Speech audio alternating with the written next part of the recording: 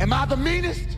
Pawn's drunk. Am I the prettiest? Pawn's drunk. Am I the baddest mofo low down around this time? Pawn's drunk. Well, who am I? Pawn's drunk. Who am I? Pawn's drunk. I can't hear you. Pawn's drunk. AKA Mr. Moo Woo Shot himself. Of Harlem.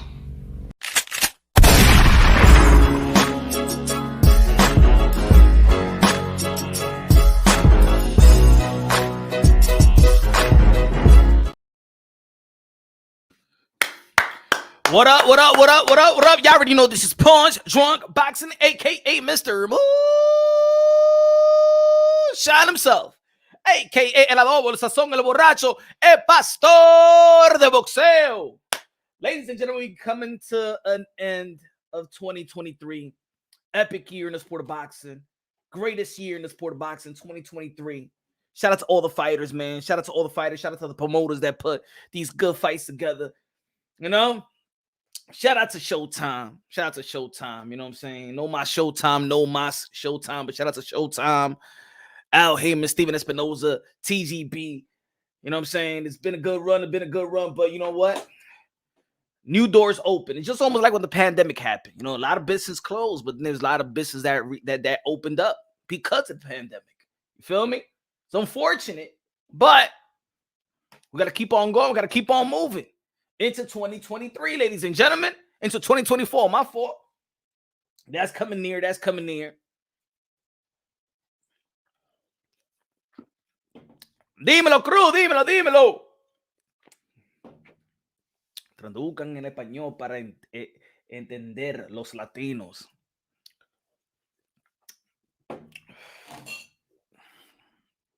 Ladies and gentlemen, shout out to all the fighters. Shout out to the great fights. Y'all already know how we got to start it up. We got to give shout out to David Benavidez for starting this whole 2023 year versus Caleb Plant with Canelo Alvarez told, hey, yo, why don't y'all fight each other? Fight each other. And guess what? David Benavidez said, I'm going to fight these guys. You better fight me next year. Shout out to David Benavidez for fighting Caleb Plant. Shout out to Tim Zhu for fighting 3 times a year. Shout out to Joseph Parker fighting 4 times a year. When's the last time we seen an ex-world champion fight 4 times a year? Wow, gotta give a lot of credit to Joseph Parker. Even though, of course, all his opponent wasn't like elite, but fighting 4 times a year in 2023, it's been an epic year, man. Shout out to Eddie Hearn. Eddie Hearn, got to give congratulations to Eddie Hearn. He got some 3 good wins. Well, 4 good wins. Clutch. You know what I'm saying? Because of course, PBC, TGB, they took over the boxing 2023. They took over. El mejor de la 140, Teofimo Lopez. Ya tú sabes, mi hermano. You already know. But Bam Rodriguez won. Katie Taylor won the rematch and became a 2-division undisputed world champion. And Katie Taylor, Anthony Joshua, his best win. He got his killer instinct back. Who else won? It was for Eddie Hearn. Bam Rodriguez. Hey, Conor Ben came back, right? It was Bam Rodriguez, Anthony Joshua, Katie Taylor, Devin Haney. Devin Haney beating Regis Prograis, all under the umbrella of Matchroom Boxing at the time. So got to give a lot of credit to Eddie Hearn for finishing the year off good. Martin Nash in the building. What's good, man? Happy holidays, Punch. Wishing you a very prosperous New Year. Gracias de lo mío. Good looking out, Makanash. Man, happy New Year's to everybody, man. That's we still got 1 fight left, y'all. Kosuto Ioka. Shout out to Kosuto Ioka. He's been on the pound-for-pound list for quite some time. I think he'd be getting snubbed. But I think because this year's been so good and people have been challenging themselves, I think Kosuto Ioka is not probably in some people's pound-for-pound lists because, you know what I'm saying, he just doesn't – he wins, but the performance ain't like, you know what I'm saying, like eye-catching and making statements and stuff like that. But Kosuto Ioka, you know what I'm saying? He's going to finish off the year. So shout out to Kosuto Ioka. Shout out to the Japan promotional company. Shout out to, Uwe. Shout out to Bud Crawford. Shout out to Teofimo Lopez. Shout out to Devin Haney. Epic year. Bam Rodriguez, epic year. Broke his jaw and came right back at the end of the year. And B, Sonny Edwards. Yo, it's been a hell of a year, man. It's been a hell of a year. But of course, there's some little robberies here and there. No corruption, right? I believe that Maxie Hugh did beat George Cambosa Jr. I do believe that El Viejo, the senior citizen from Harlem, 109th Street between first and second, bingo. But Barroso, I think that they robbed him. Tony Weeks robbed him versus that Rolly incident. So it's been for the most part, it's been a good year. Hey, Tank, Abdul Wahid is converted to Muslim. Damn, went to jail. Man, first, it went from beating up baby mama. Then she came out and said he never did beat me up. Got locked up. Was house arrest. Went in jail. Then come back and now he's a converted Muslim. Man, just in under a year, man. What an epic year, man. What an epic year. Was it this year or was it last year that Ryan Garcia did baptize? I think that was last year. Abdul Karim Jabbar. Abdul Wahid. Cool name. You know what I'm saying? Everybody that seeks God, man, you got to give him a respect. Anybody that sees God, you got to give him respect. I know there's a lot of people trying to turn it around and be like, oh, he trying to do that for the Saudi money. You know what I'm saying? He's just trying to do it for the Saudi money. Man, stop it, y'all. Come on, man. Stop. Let the man give him respect for seeking God. Today's news. Let's start off with the news, right? Before we get into everything. Today's news.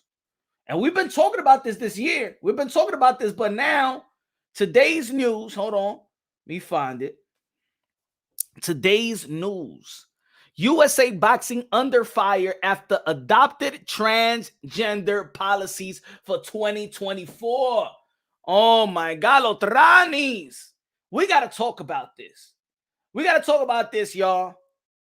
We got to talk about this, man. This world, like, let's be honest. I haven't seen a mujer con pinga complain. Where are these coming from? Like, who is protesting this? Like, why are we implementing or why boxing is paying attention to this? Ladies and gentlemen, hey, yo, man versus man, woman versus woman. And could these weirdos, please, just stay out of the business of normal people? Huh? You know what I'm saying? Just mind the business of normal people. Come on, man. We can't have this in boxing. Boxing is hard enough. Come on, y'all. We can't have this. Who's making this thing up, man? First it was damn Mauricio Subriel trying to implement this stuff. What's going on? Huh? Is the world getting bored? Is boxing getting bored? Is boxing seeking a new pipeline? Hey, yo, Mauricio Subriel, the WBC, they don't even want to sanction women to fight 12 rounds in 3 minutes. And now here goes and caters to la mujeres con pingas. We don't need this in boxing. We don't need it. Hold on. But it's news. It's news in boxing. We got to talk about it just a little bit, man. What do y'all feel about it? What do y'all feel about it? Queso, Charles, Edward, cheese. La música. De queso, la música de queso. God bless you, my brother, con los 250 pesos a comprar casa nueva para el año nuevo. La música de queso. La música de queso. Say he's got his own money. I mean, the boy has got his own money. They got Ronnie boxing right now, mi hermano. This is bullshit, man. What happened? Bakersfield in the building was good, man. La casa, saludos, posta tronqueo.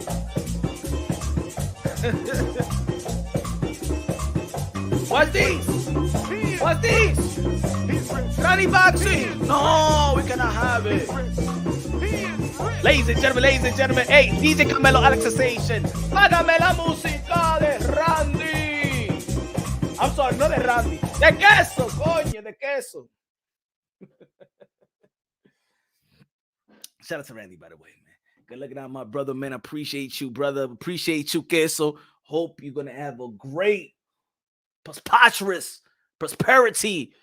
You know what I'm saying? Hope the year is going to be great. 2024 is waiting for you, queso. It's waiting for you, queso. But what do you think about this? Ladies and gentlemen, hey, yo, queso, what do you think about this, man? They trying to let the now male, the male fighter, la mujeres con pingas, could fight other women fighters, man. What do y'all think about that, man? What is going on? What is going on, man? What y'all think about that? What do y'all think about this?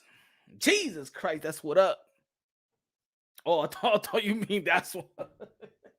Good looking at Charles at the cheese, man. Appreciate you to the fullest, my brother. How was your Christmas? How's everybody Christmas? How's your Christmas, queso? What do y'all feel about this, man? I don't know. I ain't getting no damn feedback. Y'all gotta let me know what y'all feel about this, man. Huh?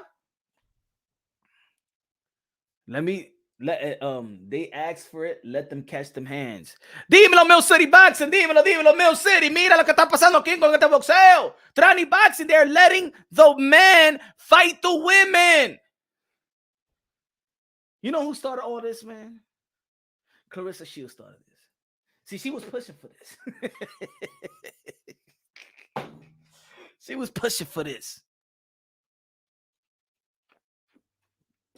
You know what? You know what it is that that it's effed up. Men fighting women is crazy. It's crazy, right? Pound for pound. Mill City in the building. What's good, man? It's crazy. It's crazy. It's no bueno, man. It's no good, man. It's no good. You know what it is that, and you know what? I wish that more women in boxing stand up, like say something about this, man. Because at the end of the day, they're trying to take your shine. These men are trying to be you. They're trying to take your shine away. Just like they did in the NCAA, the swimming, the tranny one, the whole thing.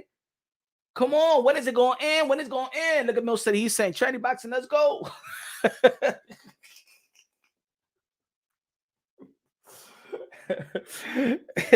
Mill City's like, yo, I can't wait to interview one of those.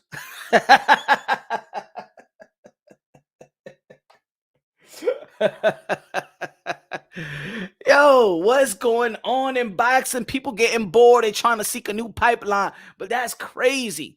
Women, hey, yo, and I know Menace Serrano, she spoke. Michaela Mayer spoke up, but more women got to speak on this. They trying to take your place. You know what I'm saying? Antonio Tarver at the start of something. Clarissa Shear, Antonio Tarver with a wig. You're going to get laid out.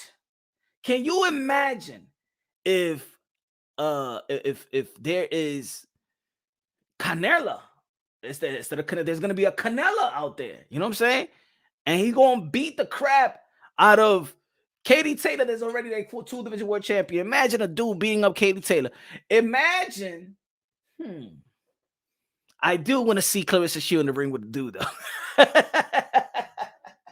I do really want to see it. That's some real dumb shit. Men fighting women in boxing. Come on. Are you kidding me? Facts, Cesar. What's going on, man? We can't let this thing in boxing. We can't let it in boxing. Let me slow down before, you know what I'm saying, the YouTube owner going to be like, yo, he's talking about trying to, let's shut him down. what's his name? Punch. They're gonna protest. They're gonna put, hey yo, la mujer con pinga gonna protest punch drum boxing. Punch drum boxing. He don't feel like we should not be fighting.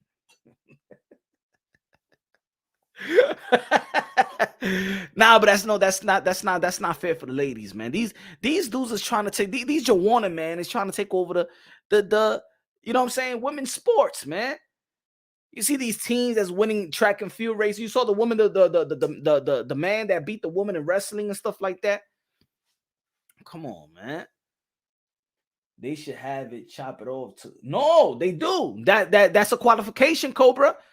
That they need to chop it off.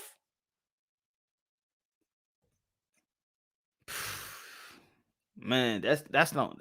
Hey, yo, we need to stop this, man. We need to stop this. But what y'all feel about it, man? Y'all rocking with this?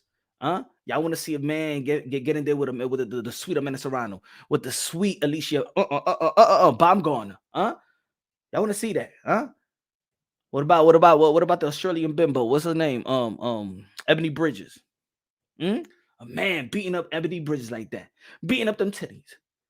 Come on, man. Come on, boxing. Come on. Why are we doing this? Hey, yo. There hasn't we have never seen, have we ever seen like a mujer con pinga boxer like even complain about they don't let me in, let me in, give me an opportunity? Like I haven't even, ain't no protest on that. They just making this stuff up. These people in boxing, they're creeping with the mujer con pinga. They're creeping with them, and I'm telling you. It's like that time when Mauricio Subriel probably went over there to Thailand and stuff like that with the lady boy. Huh? Mauricio. I hold you president of boxing and WBC is your company. But I don't like boxing. Why? Why you don't like boxing? Because there's no opportunity for us over there in boxing.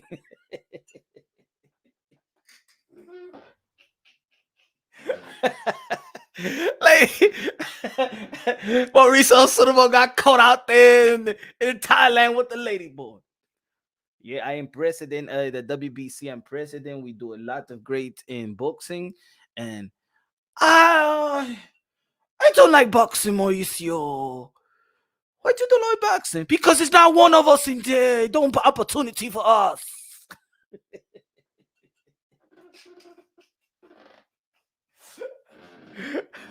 It's no opportunity in boxing for us. I see man, I see women, but what about Trani? What about us?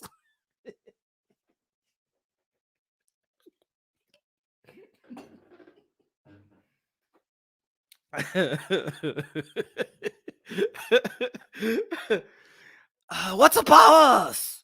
I want to be next. I want to be the next Canelo. I want to fight. Carissa Shields, she says she wants to fight Mom, but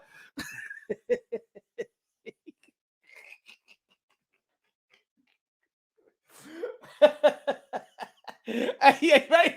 Hey, yo, right, Savage. Hey, yo. If Teofimo Lopez Sr., he see one of them mujeres con pica, he gonna be like, what the fuck was this, bro? What the fuck was this? What the fuck is going on in boxing, bro? What the fuck was that?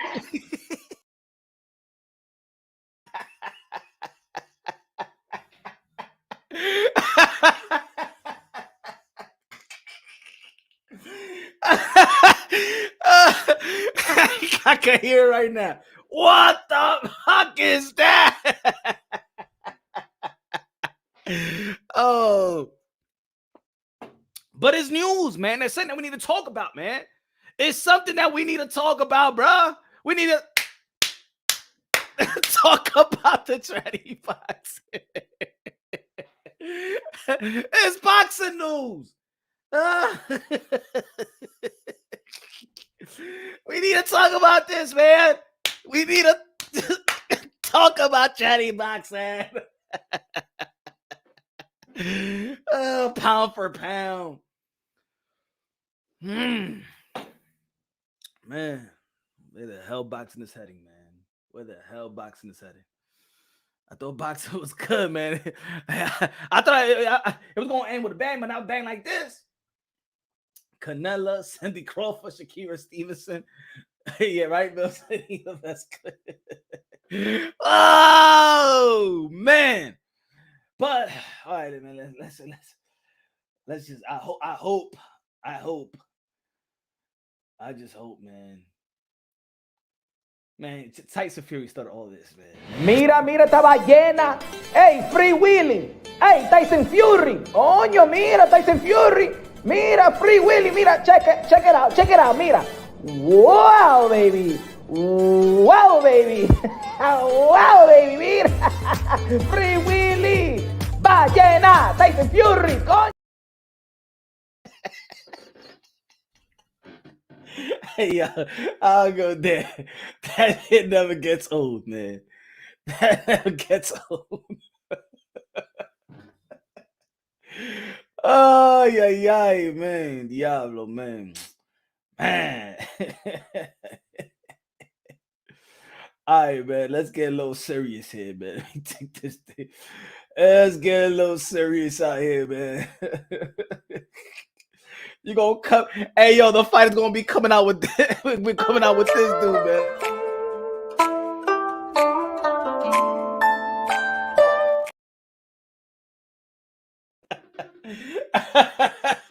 $40.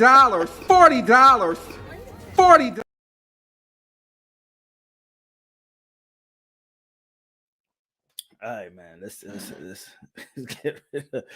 get rid of the trannies. All right.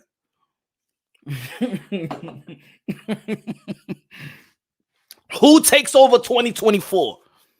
Who takes over 2024? Let me tell you like this, folks. Look, I gotta be honest. I don't want to be a party pooper and stuff like that with the 2024, but I just think that 2024, in the beginning of 2024,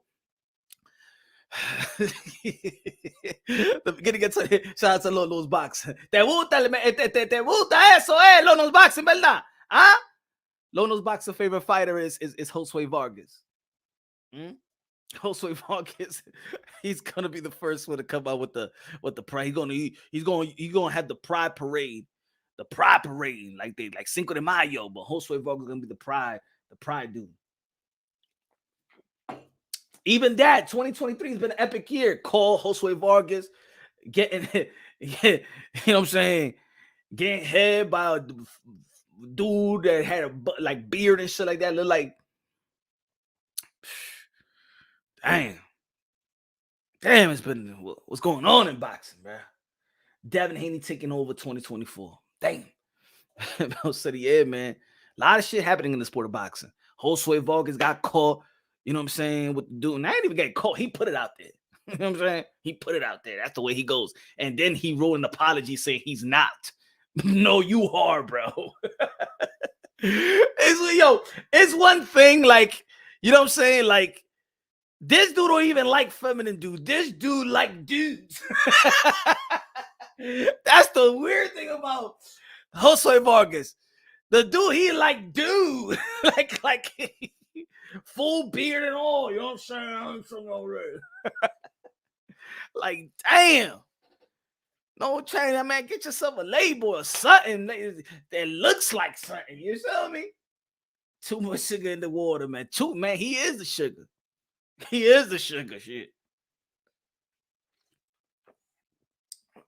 He said, bro, I was there when he got knocked out. I thought you about to say, yo, he was there when he was getting what? Like, you was the cameraman? But anyway, man, it's been an epic year. And we're looking forward for 2024. There's a lot of great potential fights, right? But I don't think that 2024 is going to be as good as 2023, especially not the beginning, because think about it. Teofimo Lopez, he's going to start it off and going to fight versus Jermaine Ortiz, right? But he's not stepping up in competition. You know what I'm saying? He's stepping a little down in competition because he beat Josh Taylor, right? We don't know if Devin Haney is going to be fighting maybe Ryan Garcia. They in negotiations. Is Devin Haney stepping up in competition to fight Ryan Garcia, or he's stepping down in competition? You know what I'm saying? We don't know. Canelo Alvarez don't fight David Benavidez. Everything's gonna be it's just gonna be bad. It's gonna be bad. I think that Canelo Alvarez, I think little by little he's losing a little bit of respect, or not respect, but I think that Canelo Alvarez, if he don't fight David Benavidez, when he's the mandatory, there is nothing in your way. There's nothing in your way to not fight David Benavidez. That's the fight right there. Like, there is nothing there for you right now. There's nothing for Canelo Alvarez. There's nothing big, pause, for Canelo Alvarez. Let's be honest. And look, I've been saying for a long time. Look, Canelo Alvarez has separated himself from his contemporaries. He's done enough. He's done enough in terms of that he could retire right now and be a first ballot Hall of Famer and stuff like that. And then like 20 years from now, ain't nobody going to be like shaming him because he didn't fight David Benavidez. Because at the end of the day, even if he fights David Benavidez, he's not winning any hardware. He does, you know what I'm saying? He's getting an ex-world champion in his record, but he's not earning any hardware. He's going to earn money like he's been earning money already. But I just think right now that I don't think that Canelo Alvarez is allowed any more passes. You get a pass because I'll give you an example, right? Naoya Inoue became a 2-division world champion last week, right? If Naoya Inoue wants to get a tune-up, right? Wants to get a tune-up or wants to get like a easier fight, we give him a pass. We give him a pass because he did something so great. You get a pass. In boxing, you do get that type of pass. Once you accomplish something, you get the pass. You know what I'm saying? You don't gotta. We understand the sport of boxing. You don't have to fight elite after elite after elite. I mean, Oscar De La Hoya was just a different animal, right? But we understand that once you do something great, boom, boom, and then you get an easy touch or a homecoming fight or whatever. We understand that because you've done enough. I just think right now that Canelo Alvarez not fighting David Benavidez, I don't think he's going to get any more passes. I think he's going to have some fans that are going to turn on him. If he don't fight Benavidez, I'm going to consider it a duck, my brother. Cruz said it. Tip Bayless said he'll definitely get shamed the way Bo got shamed till this day for not fighting Lennox Lewis. But they still Hall of Famers. You feel me? You feel what I'm trying to say, Tip Bayless? Even Lennox Lewis and Bo, they still Hall of Famers. So Canelo Alvarez is going to be a Hall of Fame regardless. And the thing is, he's done so much. See, I think the only fighters that Floyd Mayweather was going to get shamed, or Manny Pacquiao was going to get shamed for not fighting one another because they was on that level. I'm talking about accomplishment and levels, right? Like David Benavidez haven't even done 10, 15% of what Canelo Alvarez has done. You know what I'm saying? He hasn't even done that. So you can't shame. How can you shame a 4-division world champion, undisputed in 168 in your division, 168 undisputed, his resume? Like, you can't shame me. Nobody could be shamed by a nobody. You know what I'm saying? That's like you doing your thing and stuff. I'm not saying that he's some bum. No, David Benavidez is the truth. Trust me, I saw that in person, bruh. I saw that in person. He did that to my guy. Boo-boo. I said, God damn, get away from him.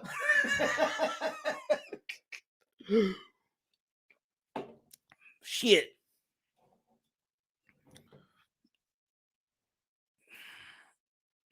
I was like, Duke, throw the damn towel. And Rocky IV. Throw the damn towel. With the saliva. Throw damn towel. Get away from him, David. Get away from him, you damn weight bully. Get away.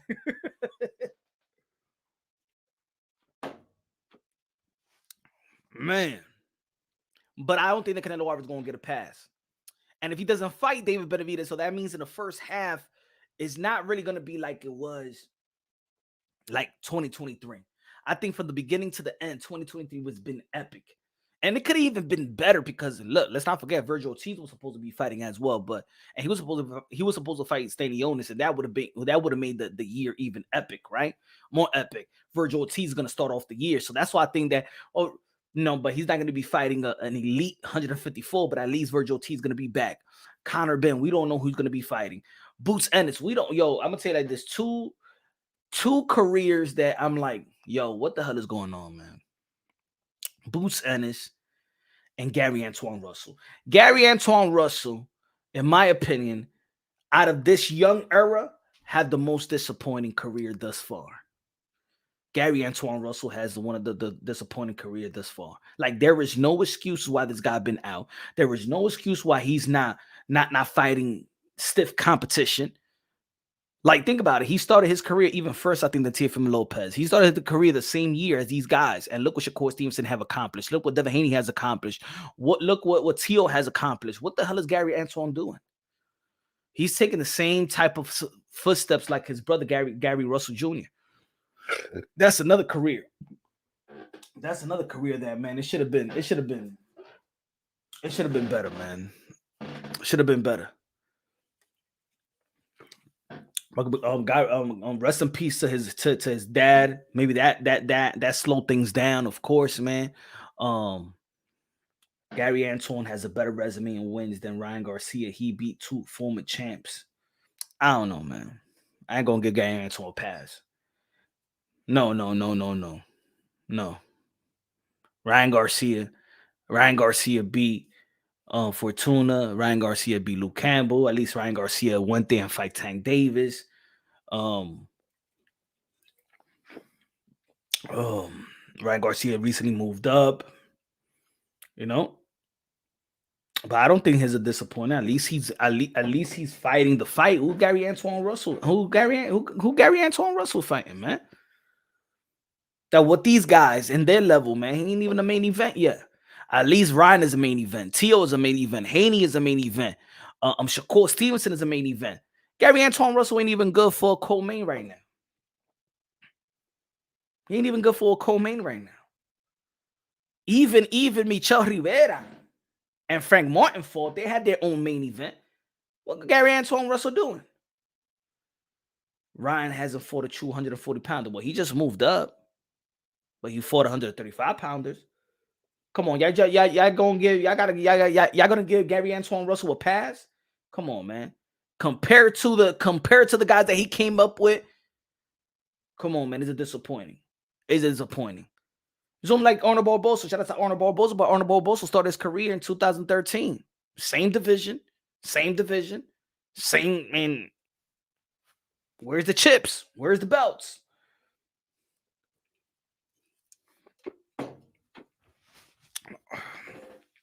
And let's not act like Gary Antoine Russell was not lying to fight. Remember, Gary Antoine Russell declined to fight for the WBA strap. Let's not forget about that. It's the reason why we saw Barroso versus Rowley. Gary Antoine Russell did not want to fight Puello. You know what I'm saying? He declined to be in the he declined to fight for the vacant title as well. So nah, man, Gary Antoine Russell, I don't know what the hell he doing, bro. I like his skills and talent. I do think he could be the kryptonite to even Jerome Bruce Ennis because he beat him in the amateur so many times. But nah, man, that's a disappointing. I hope he picks it up because 140-pound division, man, I'm gonna say like this, is the best division in the sport of boxing. It's the best division in the sport of boxing. If Gary and if Abdul Wahid, if he moves up to the 140-pound division again, Donnie in the building. What's good, Donnie? Saludo, Donnie. Saludo, Danny. Cobra status. So Cobra in the building. Shout out to the members. Shout out to the members. Savage said Devin Haney will take over. Savage said Devin Haney will take over 2024. I'm gonna tell you like this: if he gets the Ryan Garcia fight and beats Ryan Garcia, the way that Devin Haney is moving right now, and I said it a long time ago, the way that Devin Haney is moving right now, doing good business, man. And not only doing good business, man, he's stacking up that resume. He's stacking up that resume, stacking up that accomplishment. And that's why I have Teo versus Devin Haney who take over. Because that fight right there of this era right now, morally, is the number one fight of this era now. Like, yes, I would love to see Teofimo Lopez fight Gervonta Tank Davis, Teo versus Ryan, Haney versus Ryan, Haney versus Tank, Haney versus Shakur, Shakur versus Tank. Yes, but right now, the biggest fight of this young era is Teofimo Lopez versus Devin the Dream Haney. The most accomplished ones, the ones that's doing it, the one that's risking, that's you know what I'm saying, taking risks.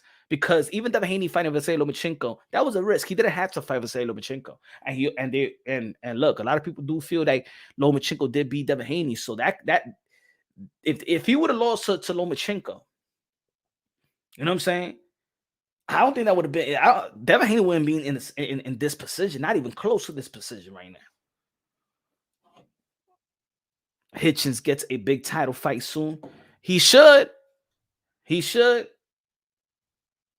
You set up a punch, becoming one of the most powerful figures in boxing. Yeah, I did say it. Remember, Savage? Chris V said, do you think Africa Hitchens gets a big title fight soon? He's in line. Does he want to be the mandatory to Matias? Is he ready to be the mandatory? No. Yeah. Is he ready to be the mandatory to Matias?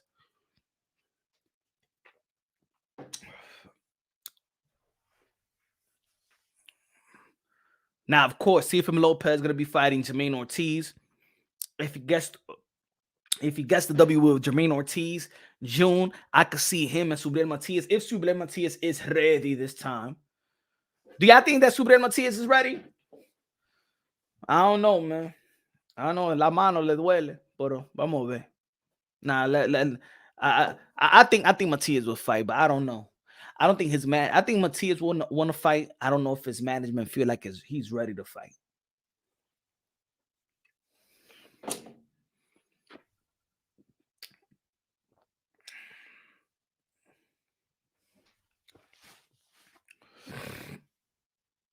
Maybe Tank will fight a top 5. Man, I hope so. I hope with this new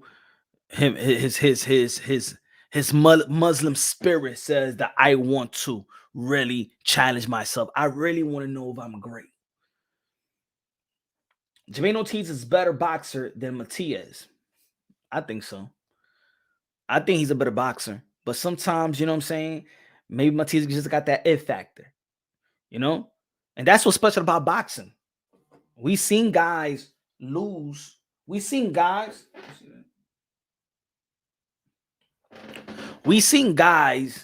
that were better skillful fighters losing to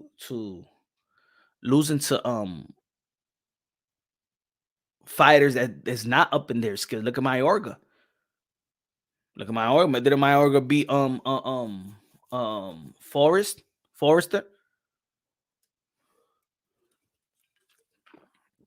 Is Matias? He's not, but Matias is not that wild. You know what I'm saying? He's not wild like that, but I think he is limited a little bit in skills compared to the Teos and the Haneys and even Jermaine Ortiz.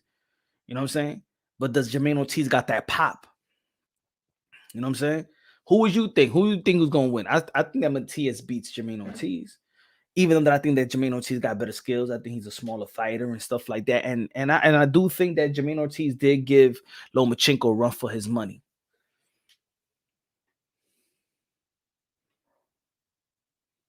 He said, mira, nene, cállate esa boca, Matías, all day, right, true, mira. Mira, ya, ustedes nunca estaban en mi página hablando de que Matías. Ahora, all of a sudden, now it's Matías this, Matías that, Matías that. Diablo, yo creo que Matías le ganó a King Kong. You get your hype when you beat somebody, be like, yo, you get your, like this wave, like, whoa, damn, relax, bruh. Ain't even beat an elite fighter yet. And I like Matias. I feel like he's needed in the sport of boxing. But he ain't beat no elite fighter when we're trying to compare him to no. Don't even run that by me. Nah, he gonna beat. Man, who he beat for you to tell me he gonna beat a Teo? Who he beat? I don't even think that Matias even beat Haney. I'll be honest. I don't think that he beats. I think Ryan Garcia give him a run for his money.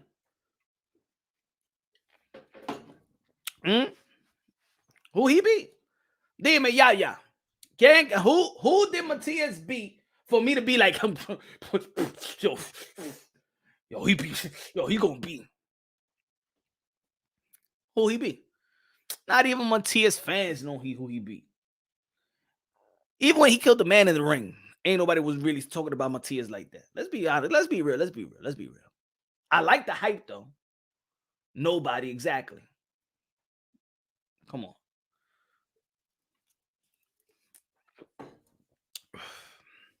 We all know why Bam Rodriguez is hype, right? Quadra, Rumverside, Sonny Edwards, Teofimo Lopez, Richard Comey, Vasily Lomachenko, Josh Taylor, Devin Haney, Vasily Lomachenko, at least he beat Jojo Diaz. You know what I'm saying? Regis Prograis, Shakur Stevenson, Hearing, Oscar Valdez. You know what I'm saying? David Benavidez, Kalen Plant, Demise Andre. You know, we understand why these young fighters get their hype. I still want to know what's the el fiebre de Matias.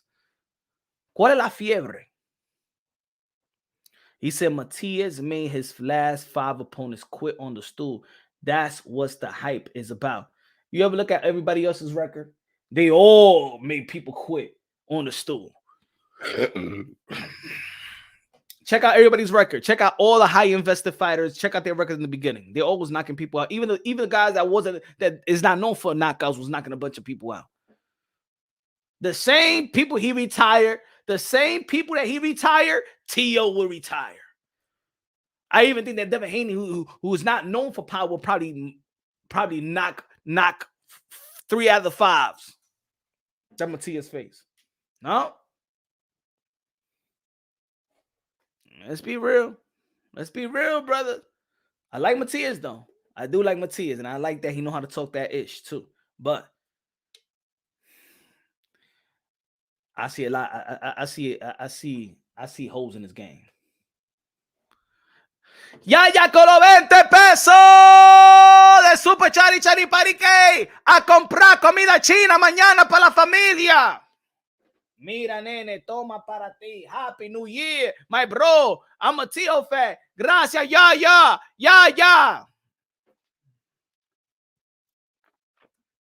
Gracias por la ofrenda. Matias isn't the best technically, but his power is tremendous. I think he hits the hardest at 140. He retired Malik Hawkins, and that's what's tough for Team Tank. I think, look, he does hit hard, bro. He does, but I don't like his philosophy. He does have like an old school philosophy. He's 31 years old, so he's not even that young. Going to be 32 in March, right? I like his philosophy because it just shows me he's physically ready, but mentally, he's like his last fight. He lets people hit him so he could feel the power, right? You gonna let Tio hit you. Let Tio hit you and stuff like that. Let Ryan Garcia hit you.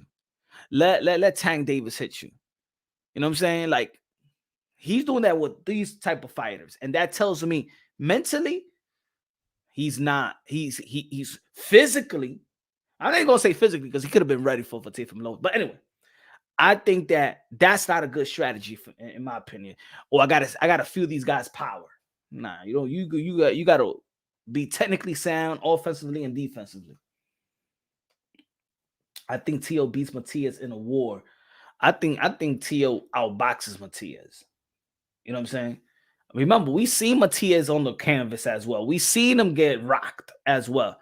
And I think that, but you know what makes, and I said it a while ago, Chris, and good looking out, I appreciate that, my brother. I said this a while ago. What makes a lot of people, Tio's gonna make a lot of fights, and there's gonna be a lot of assessment on his fights, and they're gonna be like, yo, I think Matias is gonna, because they're always gonna go back to this Kambosos thing.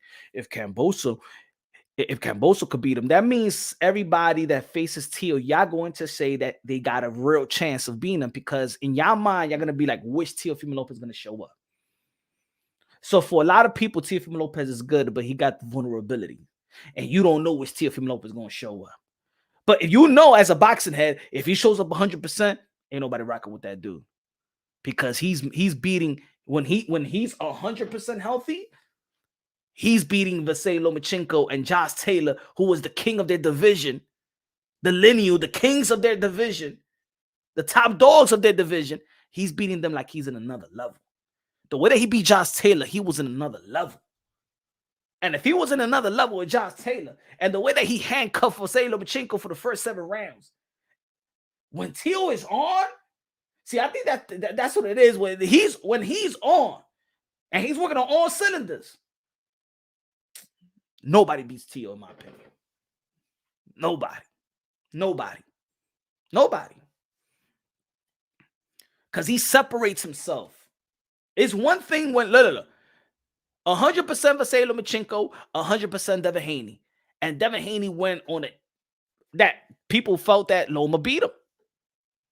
The ultimate chess match. That shit was not even an ultimate chess match with Teofimo Lopez and Lomachenko. Matter of fact, Teofimo Lopez the only guy that convincingly beat Vasily Lomachenko. And then that Josh Taylor fight was like, when Teo's on, Taylor was on decline. Come on, man. Taylor was not on decline. He just had a better opponent in front of him. Come on, man. So Teo was on the decline with George Camboso. Come on, man.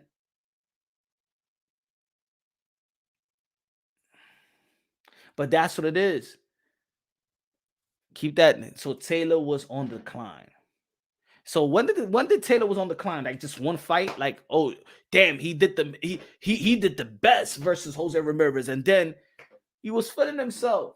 Just like a lot of great fighters, they get the little hiccup fights. They get the little scared. They get the every.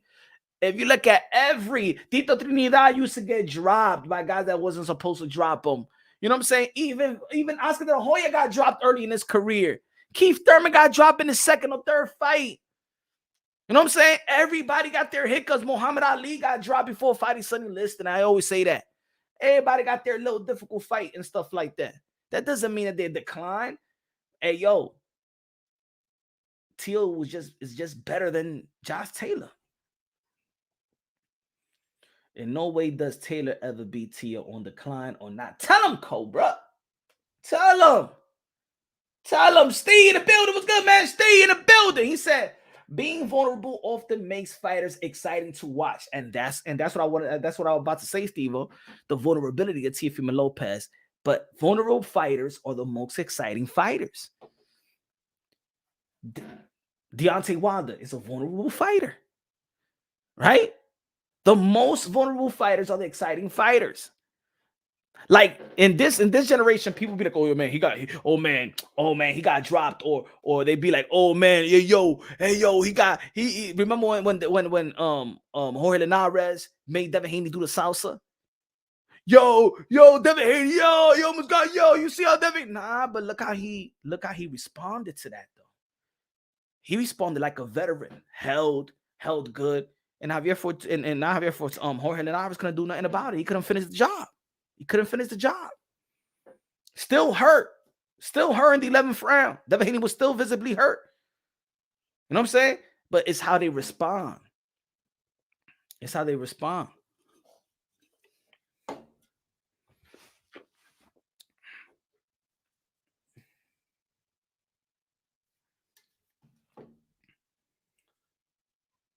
Did you hear what this guy had to say? Look at him. I got to talk about this as well. Hold on. Before we keep on.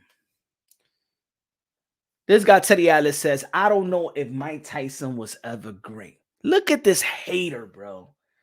Teddy Atlas is a hater, bro. Teddy Atlas es un pelagato. Teddy Atlas don't know shit. No digo yo, I'll say it right now. Teddy Atlas don't know nothing, man. He's just a loud mouth, and he's living off Mike Tyson stories. That's all Teddy Atlas is. Teddy Atlas is an overrated trainer. He's always nothing but a spit bucket holder for Customado. That's who Teddy Atlas is. Nothing but a spit bucket holder of Customado. Really didn't accomplish to what people think of him. He didn't accomplish yet to what people think of him. The hype of Teddy Atlas. overrated commentator comes with these dumb, because you can't. It's almost like a Volkswagen and a monster truck, and we got the monster truck. It doesn't matter how much power the Volkswagen has, the monster truck is gonna crush them. Shut the hell up.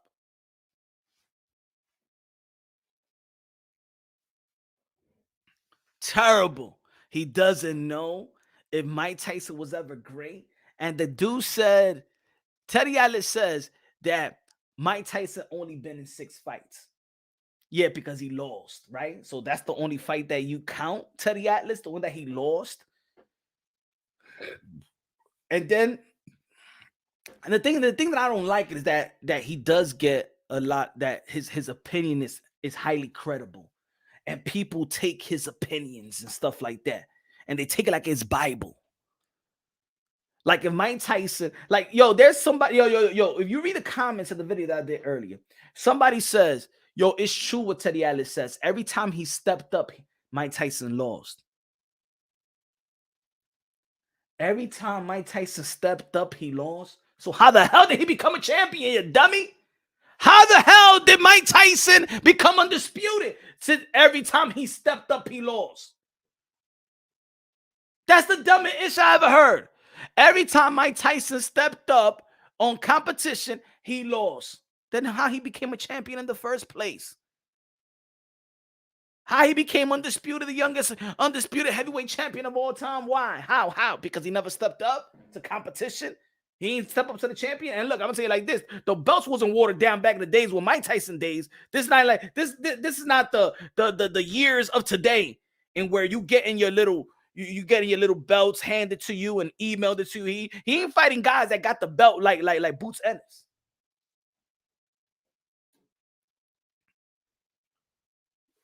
Pound for pound said it's like a horse on a farm waiting to be fed.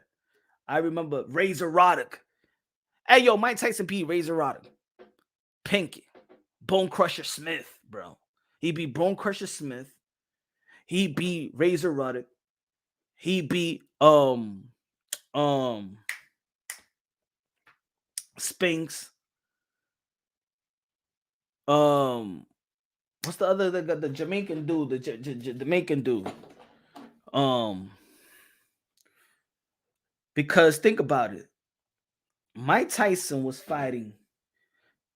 Teddy Atlas got a weird, and he got the weirdest analogy. Mike Tyson was always fighting top dogs in his division. Mike Tyson always fought top dogs in his division. Bruno, Carl Williams, right? Green, and I'm gonna tell you like this: Green wasn't even top 10 around that time. Wasn't even top 10. Look at the top 10 in 1987, and because I did a video earlier about this. In 1987, these were the top heavyweights. Michael Spinks was the champion around that time, right? I'm counting when Mike Tyson was not even undisputed yet. Mike Tyson, Evander Holyfield moved up. Tony Tucker, Mike Tyson beat Tony Tucker. Tim Witherspoon didn't fight Witherspoon. Pinklin Thomas, he beat Pinklin Thomas. Carl Williams, he beat Carl Williams. Trevor Berbick, he beat Berbick. He never fought Addison Rodriguez. Terrell Biggs, he beat Terrell Biggs. Like he beat the top guys in his division. He beat the top guys in his division. Look, and I did it. And then it's funny when people be like, well, he beat Larry Holmes when he was old. Larry Holmes didn't lose a fight in nearly a decade after Mike Tyson. Larry Holmes did not lose a fight for nearly a decade after Mike Tyson. I don't want to hear that old shit. He had a whole other career. And he won the distance with Evander Holyfield too. Larry Holmes won the distance with Evander Holyfield. Mike Tyson was just the head of his game. Think about it. Look at around that time when he was reigning supreme. Where was Lennox Lewis back then? See, this is what Teddy Atlas should say. Y'all caught Mike Tyson when he was 1 foot in and 1 foot out the door in boxing. How about that? These guys was not even on his level. The only fight that he should have had was Evander Holyfield, let me say it like this. He would have knocked out Evander Holyfield too. Around that time, he would have knocked out Evander Holyfield. He was a fresh heavyweight. I think that. Look. I've watched the Holyfield Mike Tyson fight, both of them. There was some shots that Holyfield took. And then years after, when he was, I think he was in that Balco case, that he took PEDs.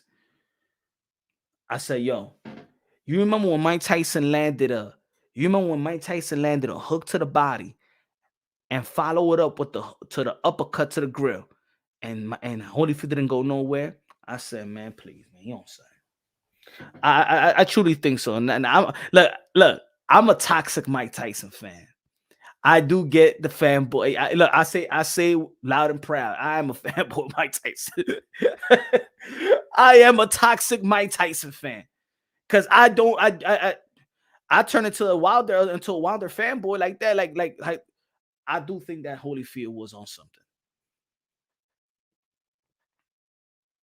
And I remember when I was younger and he bit his ear. I was happy that Mike Tyson bit his ear because Mills Lane was not calling for the headbutts.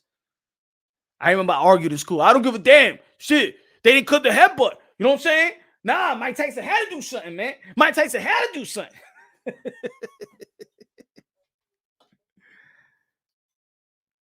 I think so. I think so. I think so. I think he was on something. He was on something. Let me see if they still got the. Hold on. Let me see if they still got it right here. Hold on. Evander Holyfield steroid. Let me see.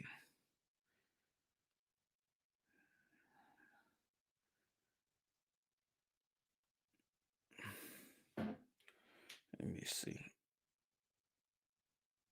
Evander, who never tested positive for bad substance, that allegation against the former champion is a long time ago. Many people say Evander used steroid that has never been proven. I don't know, man. Holyfield.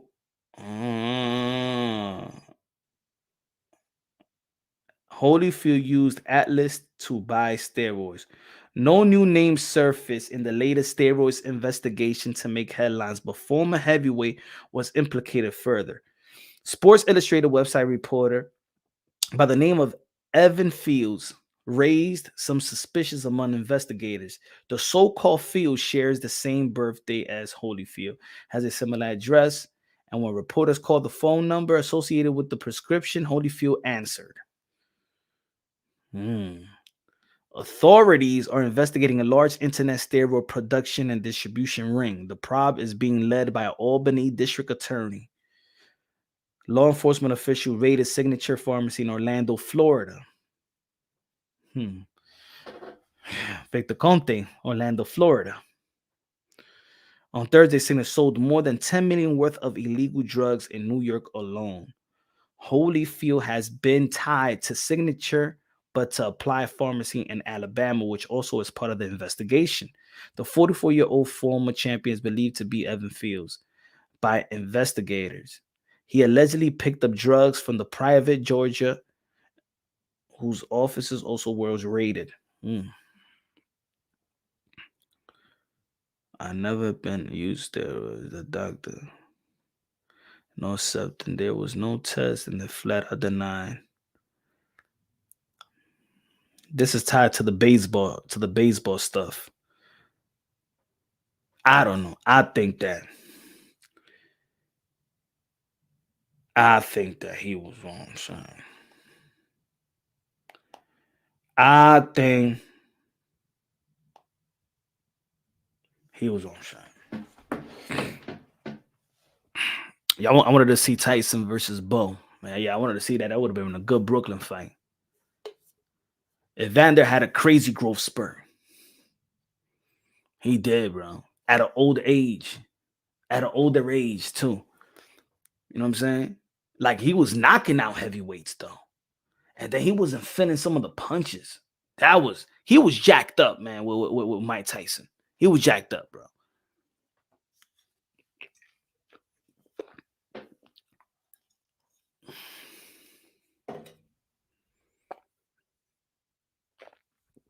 Be honest, folks. Be honest. Do y'all think that Manny Pacquiao was on something? Let's be honest. Y'all think Manny Pacquiao was on something? Randy, dímelo, Randy con la bandera de República Dominicana. La música de Randy. La música de Randy.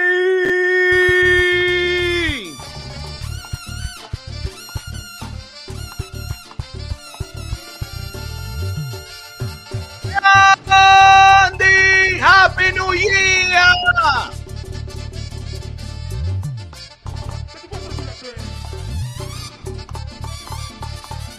DJ Camelo, Alex Asilla, págame la música. Rápido, así mismo. All right. Do y'all think? Excuse me. Big fan of you, Punch. Good looking out, Merlin, man. Appreciate you, man. I love this song. Steve-O. Floyd had to figure it out. I think Floyd was on something. Let's talk about Manny Pacquiao first, because every time we go about Manny Pacquiao, we got to bring Floyd Mayweather. Let's say Manny Pacquiao. Do y'all believe that Manny Pacquiao was on something? Because I'll be honest, I'm a Manny Pacquiao fan as well. You know what I'm saying? But I got to be honest, I ain't no dummy either, man. Ain't nobody coming from 106, 106 pounds. See, this is what it is with Manny Pacquiao. Manny Pacquiao was getting touched up early in his career. Manny Pacquiao lost early in his career, got knocked out early in his career. It's not only that Manny Pacquiao was moving up, it's the way that he was beating people up. And he was just not beating any other. He was destroying. He destroyed Oscar De La Hoya. Come on, man. Come on. And one thing about that we know about Oscar De La Hoya could take punches, man. He destroyed Oscar De La Hoya. He destroyed Ricky Hatton. He destroyed Miguel Cotto, bro. He destroyed Margarito. Won a whole 12, but he was catching a beat down. He was beating up guys like that you're not supposed to. He beat the crap out of Shane Mosley. Like he was just beating up Hall of Fame caliber of fighters. That right there, like, I like Manny Pacquiao, but I also think that he was not all authentic. I gotta be honest with y'all. I don't care. Y'all could call me a hater. I'm not gonna. I'm a Manny Pacquiao fan, but it's hard to believe that. Come on, man. He was looking too incredible. He was looking like he was a look. I believe that Manny Pacquiao is a freak of nature. Anyway, I think he's a freak of nature. But maybe they don't. Maybe these athletes don't know like that. You know what I'm saying? They trust their they trust these guys. Yo, I'm telling you, let me tell you something about these boxers, man. These boxers, they trust their strength and conditioning coach. They trust these guys. You know what I'm saying? They trust these guys. So I'm not, look, why you think they hired the Herrerias and they hire look at Victor Conte and stuff like that? Why a lot of people feel like, damn, look at Bud Crawford. Bud Crawford looked bigger than Earl Spence. How the hell? And Bud Crawford, look, all I'm saying is there's so much money pumped into these athletes that I think basketball players, they're on something. A freak enhanced, yeah. Even baseball players, you think that they don't have performance enhancing drug? It's just that these drugs, let's say in the NBA or MLB, they let them do it. You know what I'm saying? The people that got caught was the people that was getting the black market PEDs, the black market HGH. Look at the people that got caught in baseball. It's because they was in the black market, the Victor Contes and stuff like that. That's the black market. But you telling me that you go and pay a guy $500 million $500 million. You don't want that. You think a human body go out there and play basketball like the way that LeBron James played in practice and then fly out, go to parties and stuff like that, and it's still in no. They own something, but it's to keep them, playing. And then after after their career, they all walk like man cripple. All these basketball players, all these athletes be walking man cripple and shit like that. Because that's it. They offer. They don't get that. They don't get the treatment no more. Punch. Is Canelo fading away with these new young champs? I don't think he's fading away. I don't think that he's fading away. I think these young champs are doing great things, and where it's almost like helping Canelo. You know what I'm saying? We shouldn't have just one cash cow. I like this young generation, though. I like this young generation.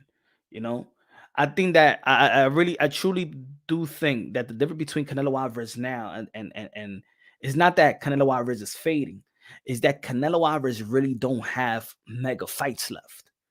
He got the David Benavidez. He need to milk that as much as possible, because think about it. If he fights David Benavidez and beat David Benavidez, what's Canelo Alvarez's mega fight? He don't have a mega fight. He don't have a guy that's gonna. That's the only issue with Canelo Alvarez right now, and it's not even his fault. Like I said, he separated himself from his contemporaries. He's done so much that even the next guy, look, he's done so much that unfortunately he's getting shamed by a guy that hasn't even done 15% of what Canelo Alvarez already done. Now, if David Benavidez would have became a undisputed world champion or unified champion, and then in another division, you know, he's a multiple division world champion, but people are shaming Canelo Alvarez with David Benavidez. In all actuality, what David Benavidez has done compared to Canelo Alvarez, not even close, nothing. What David Benavidez already did, Canelo Alvarez did at the age of what, 22, 21 years old? Same age that David Benavidez became a champion, right? But what has he done after that? He's been chasing the Canelo Alvarez. He should have been moved up. He could have fought Beterbiev. And became a 2-division world champion, probably beat Beterbiev. That's what David Benavidez actually should be doing. He should stop winning on Canelo Alvarez, even though that we feel like that is the biggest fight, one of the biggest fights in the sport of boxing, but it's more hype than anything else.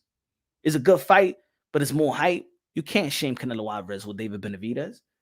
You can't shame somebody that did so much to a guy that hasn't. Hey, even the other young fighters has done more than David Benavidez.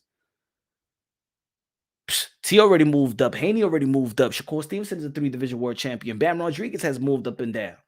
You know what I'm saying? David Benavidez is going to be waiting till Canelo Alvarez till he hit 30. Think Canelo beats him. I think Canelo Alvarez. I still favor Canelo Alvarez because I still do see a little bit of holes of Benavidez. But I say that Canelo, if he's going to fight David Benavidez, he should not wait any longer. He shouldn't let David Benavidez go to another training camp, because you can't outage David Benavidez. He's young and he's getting comfortable. He's getting more comfortable with himself. David Benavidez is a monster, man. And I'm going to tell you like this, Canelo Alvarez is going to have him a rehydration clause. Remember what I said, Canelo Alvarez is going to have David Benavidez in a rehydration clause. Because when I saw David Benavidez, when I went out there, I said, this dude looked like Tyson Fury, man. He was a different person from the weigh-in to the next day. I'm like, yo, this guy looked like he gained like a good, and he gained over 20 pounds. Almost 25 pounds he gained to fight Demetrius Andre. One night. I said, Canelo Alvarez is going to have him in a rehydration clause. He's just too big. He's too big. And look, and Demetrius Andre is 6'1". Demetrius Andre is 6'1". But in the fight, if he made Demetrius Andre look small like that, imagine Canelo. And we could honestly say that even Demetrius Andre got better footwork, right, than Canelo Alvarez. He couldn't get away from David Benavidez. Canelo Alvarez is not going to get away from David Benavidez. Now, I think that Canelo Alvarez could take punches. I think Canelo Alvarez got the best chin in the sport of boxing, so I'm not going to compare the chin aspect when it comes to Andre or Canelo. We've seen Canelo Alvarez fight in the light heavyweight, so we know that he could take some punches. But I don't think he should let David Benavidez keep growing like that, because it's gonna be worse for Canelo. Sometime as fans, we got to let these fighters go off into the sunset. Canelo and Crawford should be able to get their bag now. They're giving us great fights. I like Crawford, but even look at Crawford. What's his mega fight? I mean, a lot of people already lost that. Losing. A lot of people is not considering Jamal Charlo. A lot of people ain't even talking about Jamal Charlo like that. And he lost a couple of his belts. Thing that's going on with the wife. You know what I'm saying? Like, ain't nobody even talking about Bud Crawford versus Jamal Charlo no more. So who Bud Crawford's gonna be fighting? Tim Zhu. That's not a mega fight. Maybe out there in Australia, but that's not a mega fight. Crawford don't got a mega fight left. So I think 2024, the throne is going to be up for grabs. And I don't think that if Canelo Alvarez don't fight David Benavidez, people are going to want to crown somebody else, because I don't think that Canelo Alvarez is going to get a pass. I think Canelo Alvarez is going to get a pass if he don't fight David Benavidez. Rehydration clause coming. If that fight happens, I will be that mad at it though. I think it's going to happen. Before I said no, but how I saw how David Benavidez does rehydrate, he's gonna get he's gonna have a rehydration clause on David Benavidez. If David Benavidez is already putting on almost 25 pounds in rehydration, and he's coming in at 195 plus on a fight night, Canelo Alvarez is gonna be fighting a heavyweight. He's going to have a rehydration clause on David Benavidez. I know that for a fact. I'm not going to say for a fact. I just know that he's going to have a rehydration clause. He's rehydrating more than what cruiserweights. He rehydrates more than cruiserweights, bro.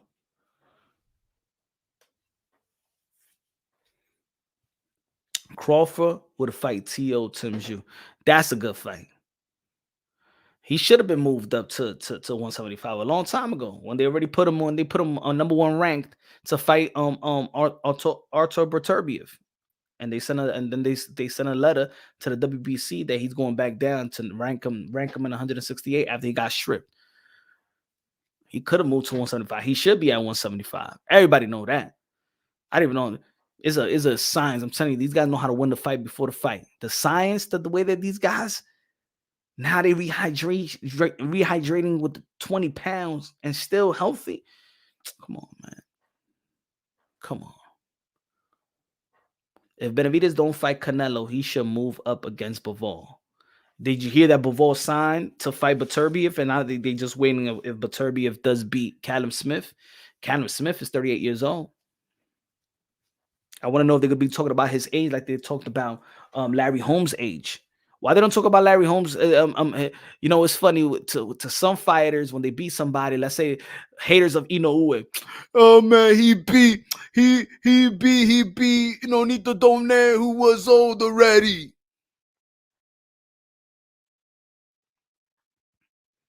But it's good. If let's say Bivol beats Beterbiev, should we say that he beat a 39-year-old? If Tyson Fury beats Usyk, isn't Usyk 37, 38 years old? How old is Usyk? How old is Alexander Usyk? So should Tyson Fury get credit for beating Alexander Usyk? How old is Usyk? Usyk got to be high 30. Let's see.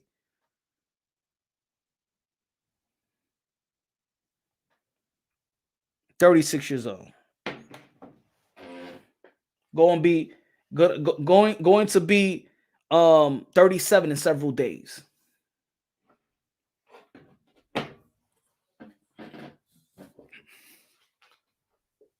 If Josh Taylor was on the decline, so was Regis Dunn. Facts. He was not on decline. You know what I'm saying?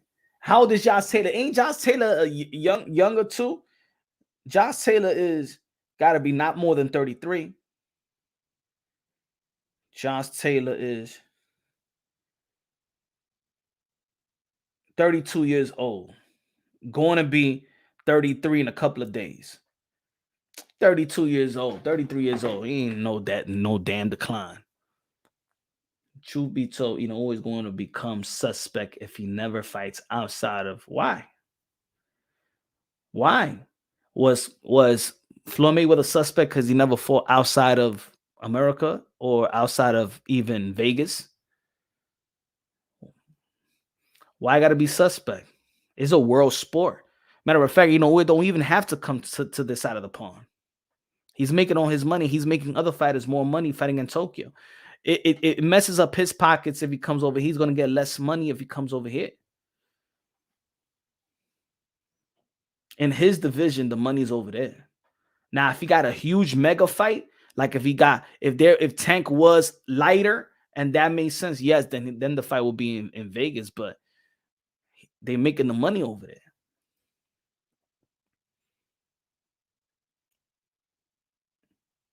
Nah. Facts. Fulton made $3 million off. Exactly. If they would have fought here, what they would have gave me, less than $1 million. Testing standards, man. He's good, man. It's a world sport. Some people got their own the commission. Look, California commission is different from New York commission. We got over here in this country, we got different commissions. Nah. If y'all want to take this, how I say, you want to take it from the champion, y'all better go out there in Tokyo and take it. I don't think we don't have to fight over here. I mean, it would be good, right? And he already fought. He beat Jason Maloney over here. No, Mayweather never left Vegas. Facts.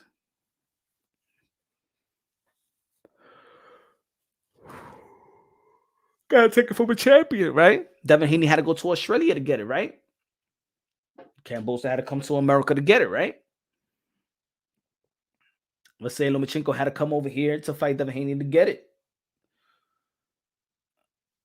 His skills will be the same in Japan or in the US. Now, this is the reason why I say who's going to take over 2024, who's going to take over the throne, because you're going to need that type of fight to take over the throne. You know what I'm saying? You're going to need that type of fight. Who Uwe is going to fight that's going to ring bells? I thought that Robisi Ramirez, if he would have moved up, would have been, what I'm saying? I think that would have been a good fight. The Luis Neri, is it gonna move the needle? I don't know. John Riel Casimero is gonna move the needle. I don't know. He does so much great things already. I think Uwe, if Navarrete would have stood in 126, then I'll say Navarrete and versus Uwe. And I think that will be a fight. Navarrete, but then look how Navarrete performed in his last outing. But I think that will be the mega fight. Navarrete with Inoue, because there's not a lot of names. I think in the UK, I think he'll do good. He'll do good with Lee Woods. But that's going to ring bells like his mega fight. I'm talking about like headline mega fight. It might be Navarrete and Inoue. You know what I'm saying? Tank is too big, 135, but I believe that, Casimero gets hit way too much. Nettie Power didn't fare well. Nettie gonna get touched up. And Nettie is alright too. But Nettie gonna get touched up by Inoue. And it's personal for we don't like Louis Nettie at all. Now this is why we're going to have to crown. I think we're gonna eventually we're gonna have to crown. Let me see the poll anyway. Where the poll at? Winner of Canelo Alvarez versus David Benavidez, 41%. 36% is winner of Teofimo Lopez versus Devin Haney. I think that who will sit on the throne by the end of 2024, I do think it will be Teo versus Haney, because Canelo versus Benavidez, if you're going to sit on the throne, you're going to have to reign in that throne. After Canelo, if Canelo Alvarez beats David Benavidez, then what's next for Canelo Alvarez? But see, with the younger guys, if Teofimo Lopez beat Devin Haney, Teofimo Lopez versus Matias, Teofimo Lopez versus Tank, Teofimo Lopez versus Ryan, Teofimo Lopez got a lot. He can move up. Teofimo Lopez versus Boots. Teofimo Lopez versus Gary Antoine. Teofimo Lopez got a lot of options. See, these guys, and the same names I'm mentioning, it goes for Devin Haney as well. Devin Haney versus Tank. Devin Haney versus Shakur. Devin Haney versus Ryan. That's the difference. I think that one of these guys is going to be on the throne because their reign, they're going to have so much bigger fights. See, Teo, Haney, Tang, Shakur, Ryan, they can make a lot of money, a lot of fights. Their name is attached to other big quality, Navarrete versus Tank if he moves up. Even though I think the Tank will knock Navarrete. But Navarrete versus Tank, if he can move up to the 135, he just recently moved up, but right of the stove con los 50 pesos a comprar gasolina de 93. Salute, my brother. Much love to you and the fam. God bless you guys. God bless you, Ryder. Ryder of the Storm con los 50 pesos. Shout out to the people that donating to the channel. Shout out to Yaya. Shout out to Charles at the cheese. Shout out to Ryder of the Storm. God bless you, my brother. God bless you and the family and everybody. Hope that 2024 is going to bring you blessings on top of blessings on top of blessings. He said, we need Canelo Alvarez versus David Benavidez fight. We need that fight. And I think that Canelo Alvarez... If Canelo Alvarez want to stay reigning supreme, if Canelo Alvarez want to stay, if Canelo Alvarez don't, I'm telling you, if one of these fights happen next, if Devin Haney versus Teofimo Lopez in June happens, bro, of course, it got to be Jermaine Ortiz. If Devin Haney and Teofimo Lopez, whoever went from that fight, in my opinion, is going to be the king of boxing. I think that's the fight. And there's going to be a lot more money. Yo, that's the fight that's going to break the ice. I think that's the fight that's going to be like, we got a new cash cow. Now, is Tank 2024, my fault, Abdul Wahid, is Tank Davis ready to step up? Because I say like this, if Tank Davis is ready to step up 2024 and say, you know what? Let me get Shakur. You know what? Let me move to 140 and let me get a Haney or let me get a Teo. Then I think that's what Tank needs, man. I can't give Tank no pound for pound. He's not on my pound for pound list. But with the money that Tank is generating, with the excitement that Tank is already generating, give him that type of opponent. Like Tank is in position to really take over. If you give him the TO, give him a Haney fight, and if he wins those fights, yes, he's going to be, yes. A lot of people be like, yo, no, people make fun of when people say that Tank is the face of boxing and stuff. I don't agree that he's the face of boxing, but if he just beats a Haney or he beats a Teo, he's the face of boxing. He's the face of boxing. He got to beat one of them. Shakur Stevenson, that's a tough fight as well. I just think that Shakur Stevenson don't have that momentum because of his last fight. Get another fight, create that buzz again, because if Tank fights Shakur Stevenson now, a lot of people didn't like his performance, even though that we all know Shakur Stevenson got the skills and talent. And I think that Shakur Stevenson next fight, he's going to create that buzz again. You know what I'm saying? Like he did when he beat Jamel Herring. But right now, big fights, mega fights, got to have momentum, in my opinion. You know what I'm saying? Canelo Alvarez, David Benavidez has a lot of momentum right now. See that Usyk and Tyson Fury fight? It don't have that momentum because I do feel like Danny Dubois stopped Usyk. And I think that Francis Ngannou beat Tyson Fury. I think that's the reason why people ain't even talking about Usyk and Tyson Fury. The biggest fight in the heavyweight division is still going to be Tyson Fury versus Anthony Joshua. Tyson Fury versus Anthony Joshua. I wanted to see Anthony Joshua versus Deontay Wilder. Deontay Wilder, he wet the bed on his last fight. So he doesn't got no type of momentum. But Anthony Joshua now got the type of momentum. And I think people are not looking at it. Damn, he got his killer instinct back. Anthony Joshua versus Tyson Fury is still the biggest fight now in heavyweight. Still the biggest fight and the most lucrative fight. They better not stop. They should just fight, man. And to be honest, as much as the Saudis is throwing their money, that fight got to happen in the UK.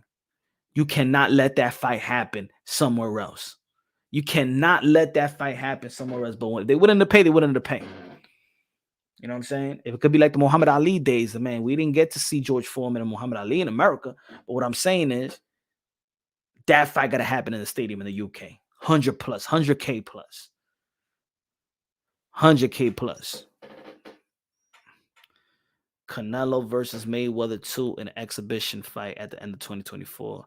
And then Canelo hands the gloves. I don't know, man. I think we would see a Canelo. I think Canelo would give. I think Canelo and Jake Paul.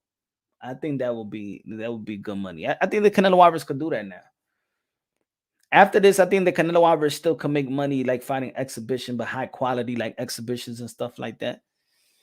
I don't know. After David Benavidez, who Canelo Alvarez going to fight? Edgar Berlanga, Jaime Munguia. I could see that. Jaime Munguia got to beat John Ryder. Jaime Munguia is a juggernaut to me, man. Like I don't see Jaime Munguia even getting better. And he's young. I don't see him getting better. Like I don't see him adding more to his arsenal. Going life and death with Sergey Derevchenko, who was highly inactive. Prime Botha versus Prime Tex Cobb. Who wins? Oof, I don't know, man. I don't know. I didn't realize Barrera took off on Eric at that weight. Oh, yeah. He's that Fax Munguia, the same fighter that beat Saddam Ali. Same fighter. He hasn't changed that one bit. I don't think he's grown. He just got heavier, but he hasn't grown as a fighter. Not in my opinion, but that would be an epic fight. I would like to see Berlanga versus Jaime Munguia June. You know what I'm saying? I think if Berlanga could fight Jaime Munguia in June and beat Jaime Munguia, that's his coming out party. That's going to be his coming out party. Munguia versus Berlanga in June. They got to make it happen. And I think they're lined up to make it happen and then the winner of that gets Canelo Alvarez. The winner of that gets Canelo Alvarez. Maybe if have Canelo Alvarez versus David Benavidez in Cinco de Mayo. Canelo Alvarez versus David Benavidez Cinco de Mayo. Have a rematch clause. Make it 2 fights. In my opinion, you can make David Benavidez and Canelo Alvarez 2 fights. And if he goes the distance, whoever wins, make a rematch. But let's say if Canelo Alvarez beats David Benavidez and then in June, Berlanga fights Jaime Munguia for Mexican Independence Day. You know, I get the win of Jaime Munguia and Edgar Berlanga. Berlanga was a hype job. He hasn't lost yet. We can't say that he's a hype job yet, AK. He hasn't lost. You know what I'm saying? He hasn't lost yet. Let him lose. And then we could go with the hype job and stuff like that. Like we can't we throwing dudes in the garbage just like Munguia. Munguia hasn't lost. Not everybody gonna be Floyd. Not everybody gonna be Canelo Alvarez. You know what I'm saying? Not everybody gonna be great. Not everybody gonna be the man. You know what I'm saying? And I think we expect greatness out of every fighter. If every fighter becomes great, who are they going? Who you know what I'm saying? If all of them is great, we expect them to all to be great. I expect them all to be good. I expect all of them to match their expectations. Some exceeds their expectations. If they match their expectations, it's good enough. Devin Haney, has he matched his expectations? Yes. Inoue has maybe exceeded the expectations. David Benavidez, has he matched his expectations yet? Now he's matching it. With the last 2 wins, he's matching his expectation. Has he exceeded his expectations? No. Canelo Alvarez, I believe, has exceeded the expectations. Teofimo Lopez, of course, that hiccup with Camboso. If he would have got that Camboso, never would have lost in Camboso and would have had that same momentum by now, and then beating Josh Taylor, come on. I don't think that it would even be, it wouldn't even be debatable that he'll be the top dog. He's a top dog in 140, but I think the top dog in boxing. If he would have never took that L from Cambosa, where would he be in the pound for pound list? And then would have gone to the 140 and then being Josh Taylor.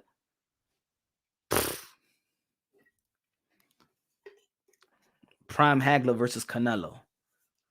I don't know. To be honest, man,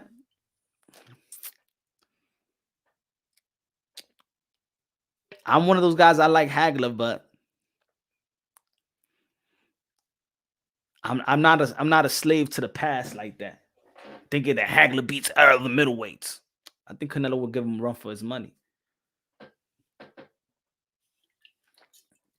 I think middleweight, he was a beast, but if Sugar Ray Leonard could come out of retirement after 3 years and he's a natural welterweight and beat Hagler, I know there's controversy that people feel like Hagler won, but at the end of the day, he was not supposed to be performing like that.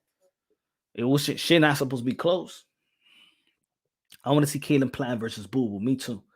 I want to see Caleb Plant versus Boo Boo. I want to see Boo Boo versus Jamal Charlo. I want to see Boo Boo versus Jamel Charlo. I want to see all them fights. I think that should be next for Jamal Charlo. I think he should move up to the 160 or tamper with just the big fights, the good fights.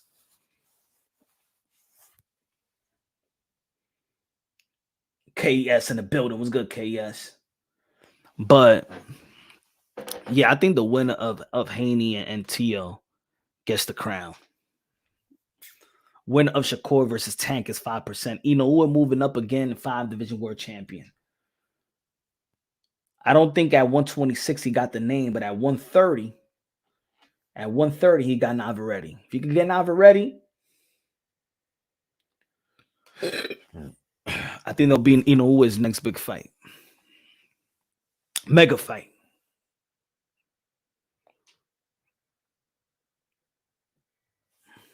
I can't see what happened to the chat. Jamel versus Boo Boo, that's got history. Yeah, I like Jamel versus Boo Boo, especially right now. You know what I'm saying? Because we've seen Jamal and Boo Boo. They was friendly and stuff like that. But Jamel and Andre, and you know that Jamel did move up to the 168, and I think that's more even though because they came from 154. You know what I'm saying? I think they, they're not naturally 168 pounders. I think it will be more of an even fight, in my opinion. I do think David Benavidez is too big for 168, though. I think he's bullying people at 168. Now, I don't think that, to be honest, I don't think that Andre needs to go back to the 160. I think that the guys that's naturally not pure 168 that's moved to 168 is still a good fight. So if Jamel Charlo, who's at 168 because he fought Canelo Alvarez, you could stay there and fight Demetrius Andre there. And I think that they don't have to go to 160. They could be comfortable at 168, how they want to be comfortable, but now you're fighting a pure, it's more even. Y'all both came around the same time, became pro around the same time, 154 and stuff like that. Deontay need to retire or have his last fight with Anthony. I mean, that's still a big fight, but I don't. If Deontay Wilder is looking for, see, I listen to one fighter say what they when they he don't got the fire, man. He don't got the fire. Did Andre get a good bag for the Benny fight punch? All I'm gonna say, hey, Charles of the Cheese, he's happy. I can say that he's happy. But I don't think the back end pay-per-view, but he's happy. He's happy.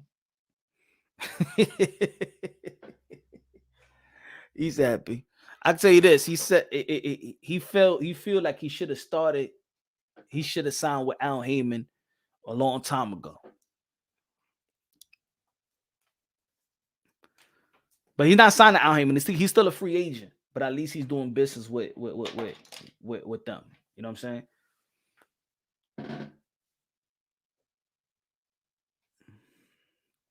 He living good. He been living good.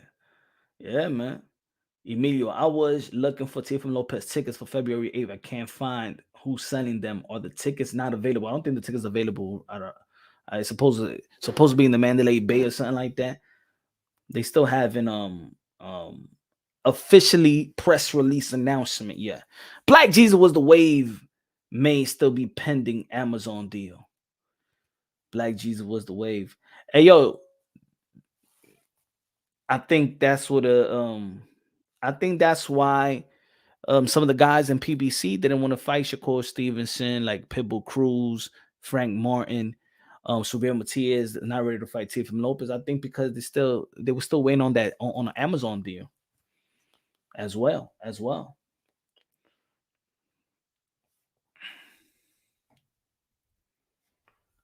But I think, like I said, we're talking about the fights. I don't think that how many mega fights Canelo Alvarez got left compared to the mega fights that T.O. Haney can have.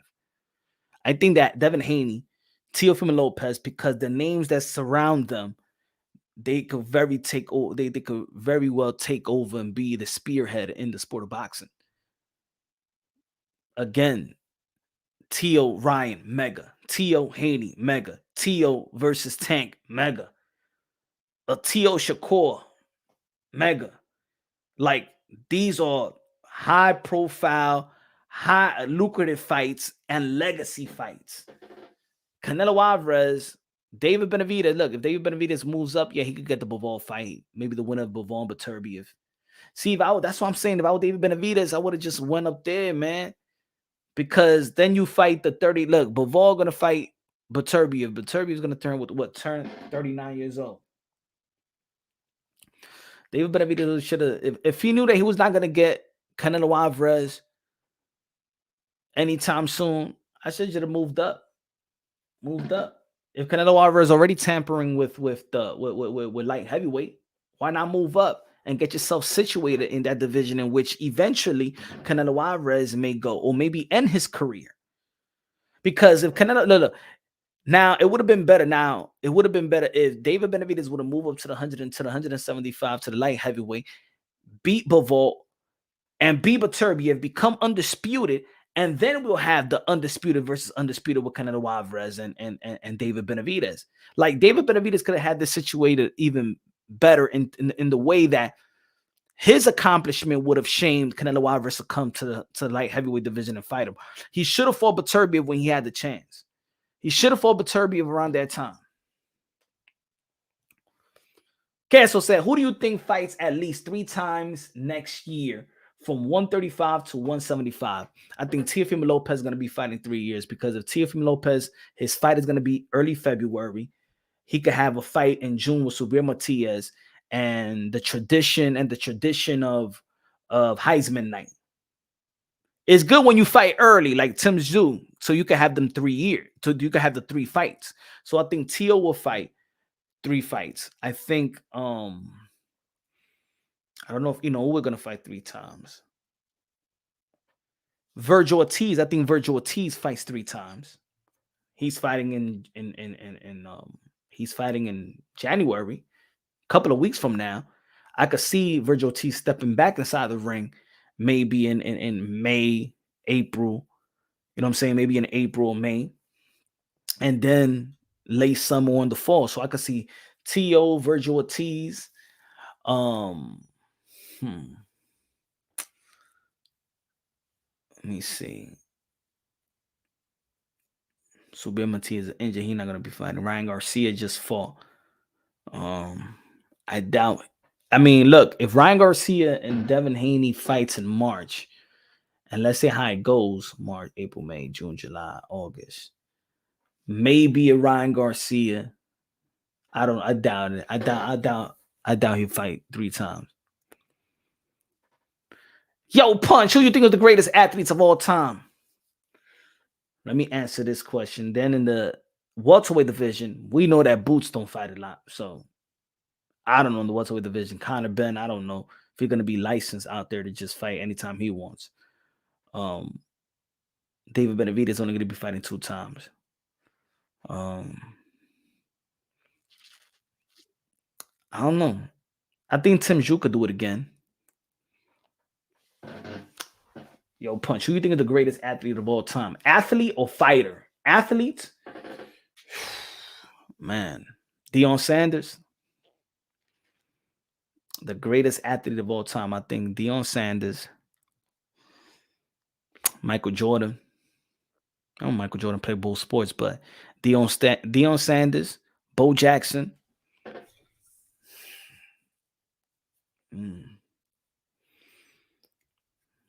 Greatest athlete. I think it has to go to Deion Sanders. Greatest athlete. Greatest athlete. Now, if you say greatest fighter, that could do everything. Deion Sanders, man. I think he's underrated greatest athlete.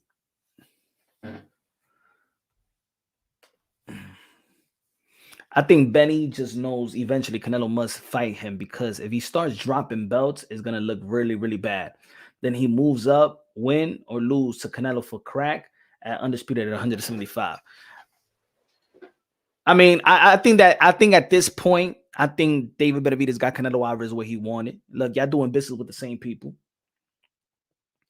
They're doing business with the same people. Canelo Alvarez, I don't think he's going to get a pass. I don't think he's going to get a pass. If you don't fight David Benavidez, I think a good percentage of his fan base is not going to like it and is going to respect him. You could see it little by little. He's not selling out. He didn't sell out his last fight. I was out there. They had the black blanket. Canelo Alvarez did not sell out versus Jermell Charlo. In Mexico, I heard some people say that it wasn't sold out. Some people said it was sold out. I wasn't there, but let's say he sold out there in Mexico. But before that with Bivol or with Triple G, he didn't sell out. He's not selling out like that. So it's gotten to the point where the thing is that Canelo Alvarez don't got mega names. He don't got headlines. He doesn't got a lot of headlines left. You know what I'm saying? It's just Canelo, and Canelo right now. And to be honest, the way that Canelo Alvarez is performing is not even let's be real. It's not as exciting anymore. You know what I'm saying? Like, he still went 12 with Jermell Charlo. He went 12 with Triple G. He went 12 with Bivol. He went 12 with John Ryder. That was, you know what I'm saying? Like, Canelo Alvarez is not looking unstoppable like he was in his run of undisputed. He's not looking that unstoppable. He's great. But Canelo Alvarez is not looking special right now. I think this is the perfect time for David Benavidez to get Canelo Alvarez. And I think it's the perfect time for Canelo Alvarez to fight David Benavidez, because David Benavidez go to another training camp. He gets bigger. He gets stronger. He gets more confident. He got a good momentum going on. Now he's entering. Remember, David Benavidez is only he's going to be 27 years old. Now he's entering his prime. Canelo Alvarez is in the back end of his prime. Still in his prime, but the back end of his prime. But I think it's the perfect fight right now for both of them. I think the momentum is there. I think the people want it. And one thing about Canelo Alvarez, let's be real. Even with Triple G, he didn't make us wait that long with Triple G. It was like, a year and a half before they was talking about it. A year and a half. Canelo Alvarez don't really marinate fights like that. But this one is looking like he's marinating. You know, David Benavidez has been in that position for a while. And you took 4 fights that the fans didn't want to see. So now the fans are smelling it like, yo, Canelo, that's it. You should have never fought John Ryder. You didn't have to, you had the Triple G, whatever. You didn't have to fight Bivol. You didn't have to get that contract with the same amount of money with PBC. And you would have had Jermell Charlo and you would have had David Benavidez. And I think his pocket still would have been straight. But I don't think he's going to get a pass. He shouldn't get shamed, but I don't think he's going to get a pass. Canelo has to fight Benavidez 2024. Facts. Pound for pound said, my favorite athlete is TBE. No drugs, no drinks, and 20 years on top. Triple G too took 10% from Canelo, but that was Triple G had left. Happy New Year's, Chuck. What's good, bro? But yeah, man. So hopefully we don't get the tranny boxing going on, but it's a lot of fights. I think that Teofimo Lopez, hey, if we get Devin Haney versus Ryan Garcia, who's in negotiations, that's going to be a good fight for Devin Haney. If Devin Haney beats Ryan Garcia, if he beats him in the same fashion he beat Regis Prograis, I think it's going to be a tougher fight, though. One thing I think it's going to be a tougher fight, Devin Haney and Ryan Garcia, is because they actually know each other. When you know each other, kind of is a little bit more difficult, right? I think this is why Vasily Lomachenko don't really want to fight Shakur Stevenson. It's not that he's scared of Shakur Stevenson. Shakur Stevenson was a sparring partner. Wasn't Jermaine Ortiz a sparring partner for Vasily Lomachenko as well? Once your sparring partner knows you very, very well,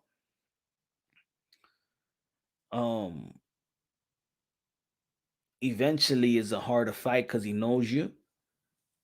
Not all the time, but I don't know.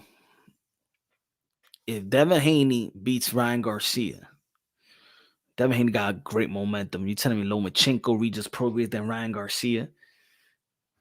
For me, in my opinion, man, he's gonna take Tank's place. And they're on that shame Tank campaign right now. They ain't even slowing down. Bill Haney ain't slowing down with the shame of Tank. Lomachenko scared of Shakur Stevenson. Stop creating fake narrative punch. Did I just said what? Bro, you know how to speak English? I just said he's not scared. I said that he don't want to fight him because he probably knows him too well. No fighter is scared of no fighter, man. Stop, man. I ain't say that Lomachenko is scared of Shakur Stevenson. Here's stop creating fake narratives punch.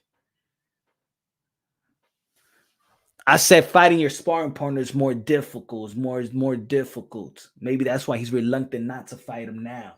See, Vasily Lomachenko can't afford another L right now. He can't afford another L. Not now. That's why he's taking the George Kambosos fight. You know what I'm saying? Taking the George Kambosos fight. He beat George Kambosos, put more money, and then get prepared for a big fight. He takes an L right now. Shakur Stevenson. That's it. You took it from Haney. You took it from Teofimo Lopez. That L that you had with in the beginning of your career. Another young fighter of this prime that he'll be nothing but a gatekeeper.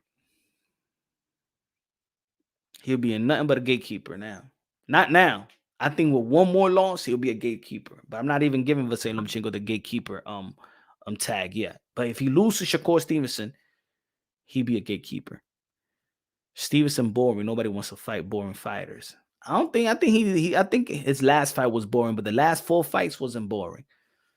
You can't be a slave to the moment. You know what I'm saying? His last 4 fights wasn't boring. Yoshino was not boring. You can't knock somebody out and then they call or stop somebody. He was not boring versus Oscar Valdez, and he was not boring versus Jamel Herring. Now, before the Jamel Herring fight, where he apologized, yeah, he was boring. He was boring versus Edward de los Santos. But if I see already that you could entertain that much of a boring fight, I think he changed that. Are we supposed to just forgive a fighter when they lose going up? Shakira Twitterson is scared of power.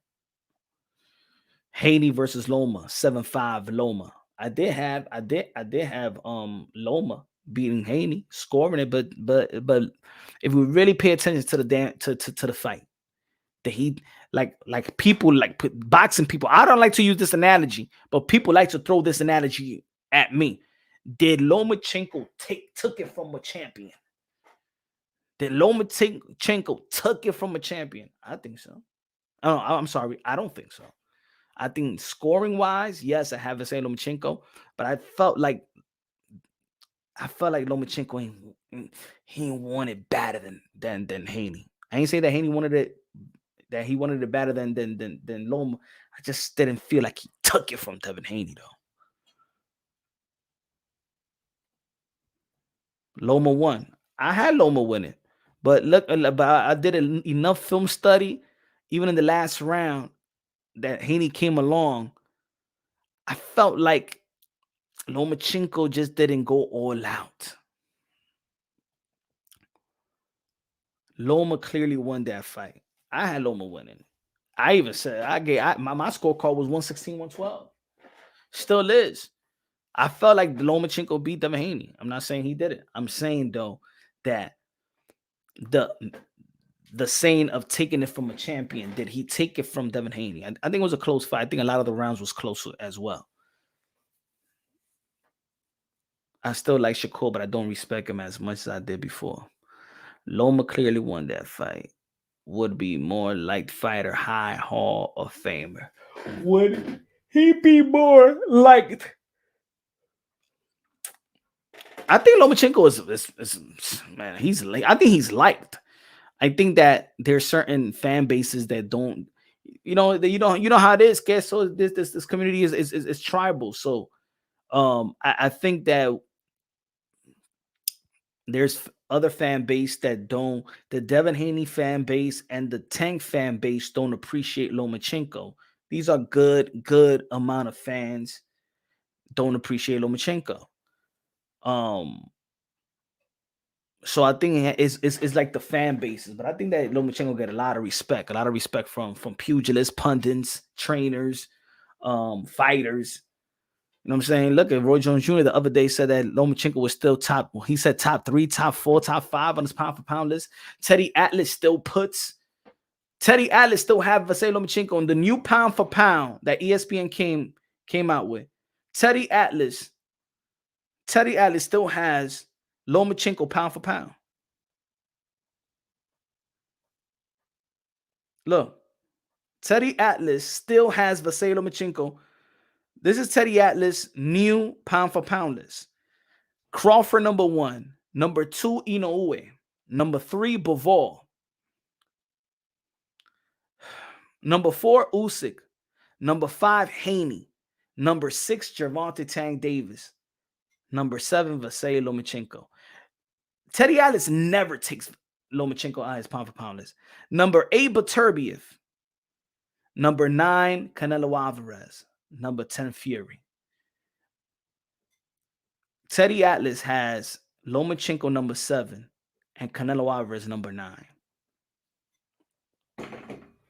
There you go. That's the guy that a lot of people respect, huh? I'm telling you that he got no T. He don't like Tio. He don't like Tio. As soon as Tio beat up his favorite fighter Lomachenko, he doesn't like Tio. He don't like his father either. That's a tragic list. I ain't lying. Look, I'm not lying. It's Teddy Atlas, Crawford, Inoue, Bivol, Usyk, Haney, Davis. He don't even put Bam. He rather have. I put Bam. You think I'm gonna have Tyson Fury? You think I'm gonna have Tyson Fury after his performance with Francis Ngannou, a novice? Hell no, man. Hell no. Hell no.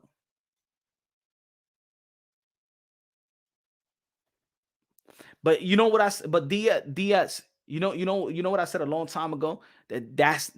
Remember, these guys, most of these guys on that panel, they have the power of the pen to put you into the Hall of Fame. They got voting rights. So if they're already snubbing you on pound for pound list, these are the same guys that are gonna snub you on the Hall of Fame voting. So as much as people want to say, oh, this is just an opinion of these, no, these guys have voting power as well.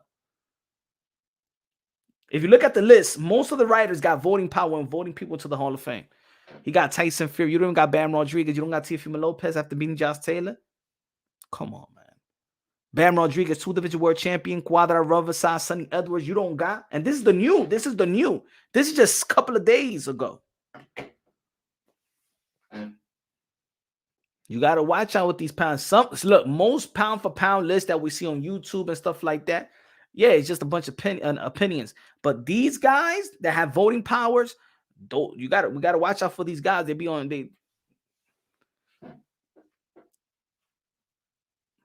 Honestly, in today's day, everybody should follow the NBA lead. Have the players vote as well. I think fighters, even though they talk trash to one another and stuff like that, I think they know that fighters know who's who though. Fighters do know who's who. And the thing is about these fighters, they seen each other in the amateurs. I could understand when some fighters like what Henry Garcia the other day, he's like, I really don't know Subriel Matias. He said, and some people be like, oh, he lied. He gotta know. The thing is, remember, even Subriel Matias, he ain't come into amateur I think Subriel Matias only had 3 fights in the amateurs.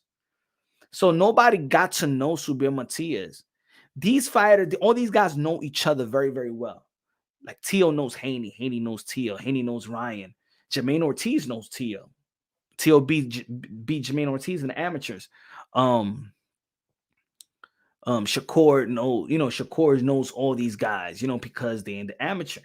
They see each other, they compete with each other, Golden Glove Nationals, Pan American Games, Olympic trials, all these different type of tournaments around the world. So they're already seeing their skills. All we seeing right now is just skills that are sharpened, but their skills was already already planted in the elite amateur, in their elite amateur days. Teo runs the boxing community, Jay said. I think Teo's, if this generation is the captain of the generation, the commander in chief, I think Teofimo Lopez started it. I think this is the new. And if a lot of people was complaining about that fighters don't fight the best no more, 2023, I think Teofimo Lopez, he started this generation. Everybody had to follow suit. So we see Devin Haney doing it, but we had Teofimo Lopez. Look, Devin Haney just beat Vasily Lomachenko this year. Teofimo Lopez beat Vasily Lomachenko when he was regarded pound for pound, 1, 2, 3. You could flip it around. 3 years ago, 2020, age of 22, 23. That's when he beat Vasily Lomachenko. So he started it all. You know what I'm saying? That's why I said the Fab Five is Teo, Haney, Bam Rodriguez, Shakur Stevenson, and David Benavidez. Teo don't get the protection that Haney gets. Hell no. I think Teofimo Lopez is one of the most hated fighters. It's whack because he's one of the most hated fighters that has done already what he's done already is Hall of Fame worthy.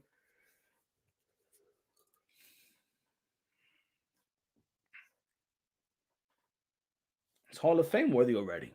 By the age of 25, it's Hall of Fame worthy. And if the politics of the sport of boxing didn't get in the way, everybody would be recognizing him as 2-division undisputed world champion. But everybody want to play semantics. Everybody want to play blind like we didn't see what's happening.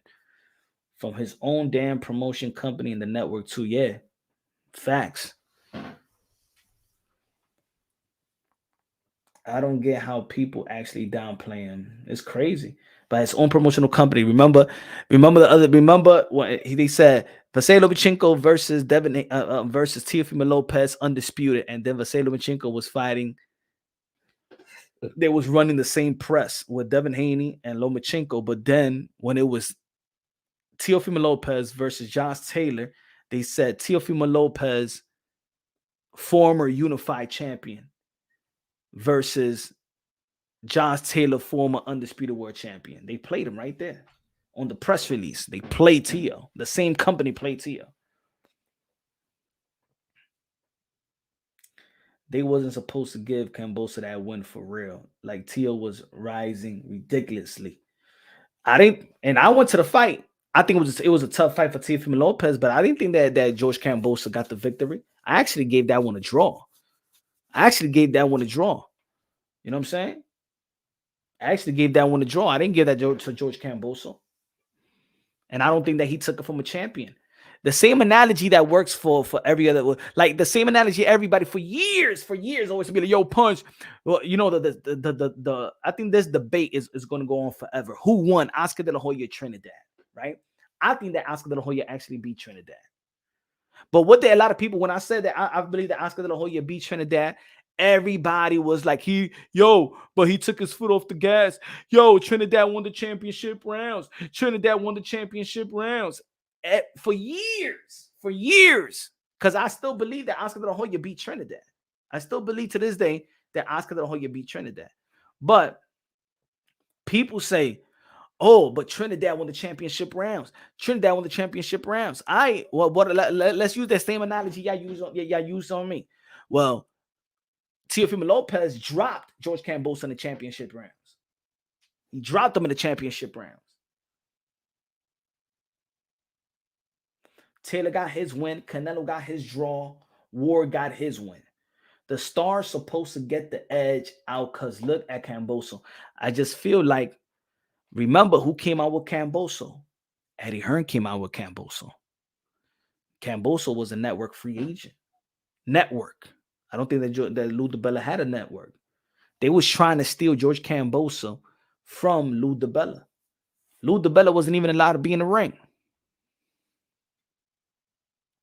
They didn't even allow Lou DiBella in the ring. Eddie Hearn came out with George Kambosos. Tio was good, but not great. He got dropped by Sandor, Kambosos, Campa. His chin won't get him for in the 140 or 147, sadly for him. He beat Sandor Martin. And those are like flash knockdowns. The flash knockdown, that was a flash knockdown. That wasn't even like flush. Like that was off balance. Caught you and you went down. What did Sandor Martin? He didn't do nothing. He said Campa. Kambosos, yeah, Kambosos dropped Tio, but then Tio dropped him, meaning he got character, meaning he got punch resistance. Yo, all the fighters got dropped, bro. Now think about it. Let's do that. Let's use the same analogy. And this is why we sometimes get ahead of ourselves. TD says Tio is good, but not great. He got dropped by Sandor, Kambosos, and Campa. So you measure your greatness because you got dropped. You don't measure the greatness or great of what he accomplished. That's what I mean about so Tio's not great because Sandor Martin, who retired, Mikey Garcia, let's not forget the 4th Division World Champion, Mikey Garcia. Kambosos, yes, dropped, but we already know what was happening. But whatever, keep that. He was 100% healthy, right? Campa, I don't know what that, bro. Won't get him to 100, won't get him far in 140. He already went far. Right now, if Josh Taylor didn't drop the belts, he will be recognized by everybody in UTD as undisputed. 147, that would be his third division. I think he could be a champion in the 147-pound division. Did we say the same thing about Manny Pacquiao? Did Manny Pacquiao got dropped early in his career and dropped and knocked out early in his career? Now imagine if people would have said the same thing about Manny Pacquiao back in the days.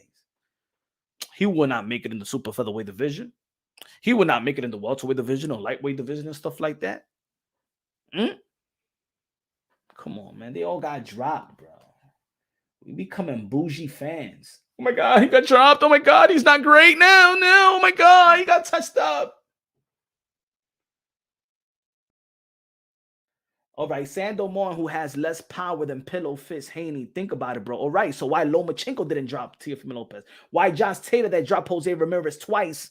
Why he didn't drop Teofimo Lopez? And he took shots from Josh Taylor. Go look at that fight again. As a matter of fact, I was doing film study 2 days ago. Go look at that fight again. Did he get dropped?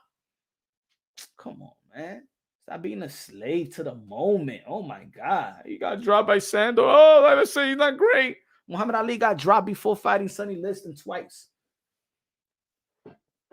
I remember seeing Tio at Stewart the day before the fight, and he looked sick as hell. Wish he didn't fight in that condition. I was there at the Stewart, brother. You already know I was there. I even asked, I said, Tio, man, why you fight? I told him that Wednesday. On Wednesday, he was mad sick. On that Wednesday, he's like, yo, I feel quadruple. He told me I feel quadruple worse than I ever felt in my life. Then the next day was Thanksgiving. Then he was done. He was done, bro. He was done. His mother had to come down with pajamas on, begging Senior that we got to take him to the hospital. I was there. I ain't going to shit. I was there.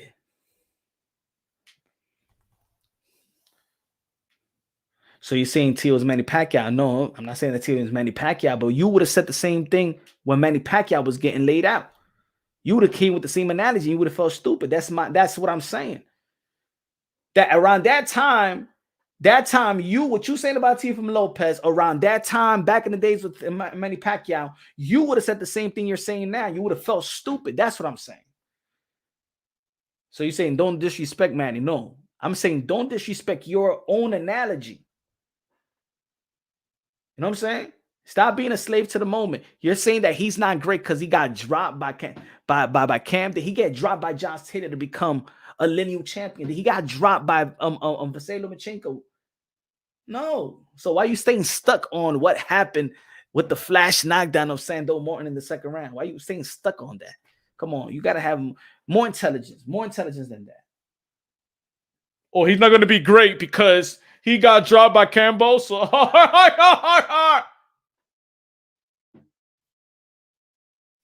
And then boom, he beat Josh Taylor.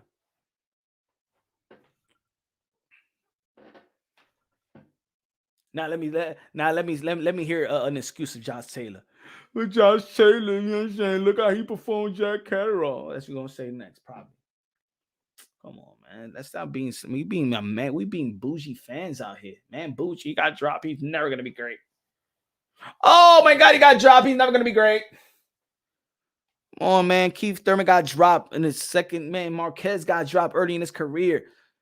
Bernard Hopkins lost his first fight of his career, bro. Oh my god. Those two knockdowns, Manny Pacquiao didn't have an amateur career, so they could have been amateur fights. Man, he lost, man. The point is that we need to stop writing the book already.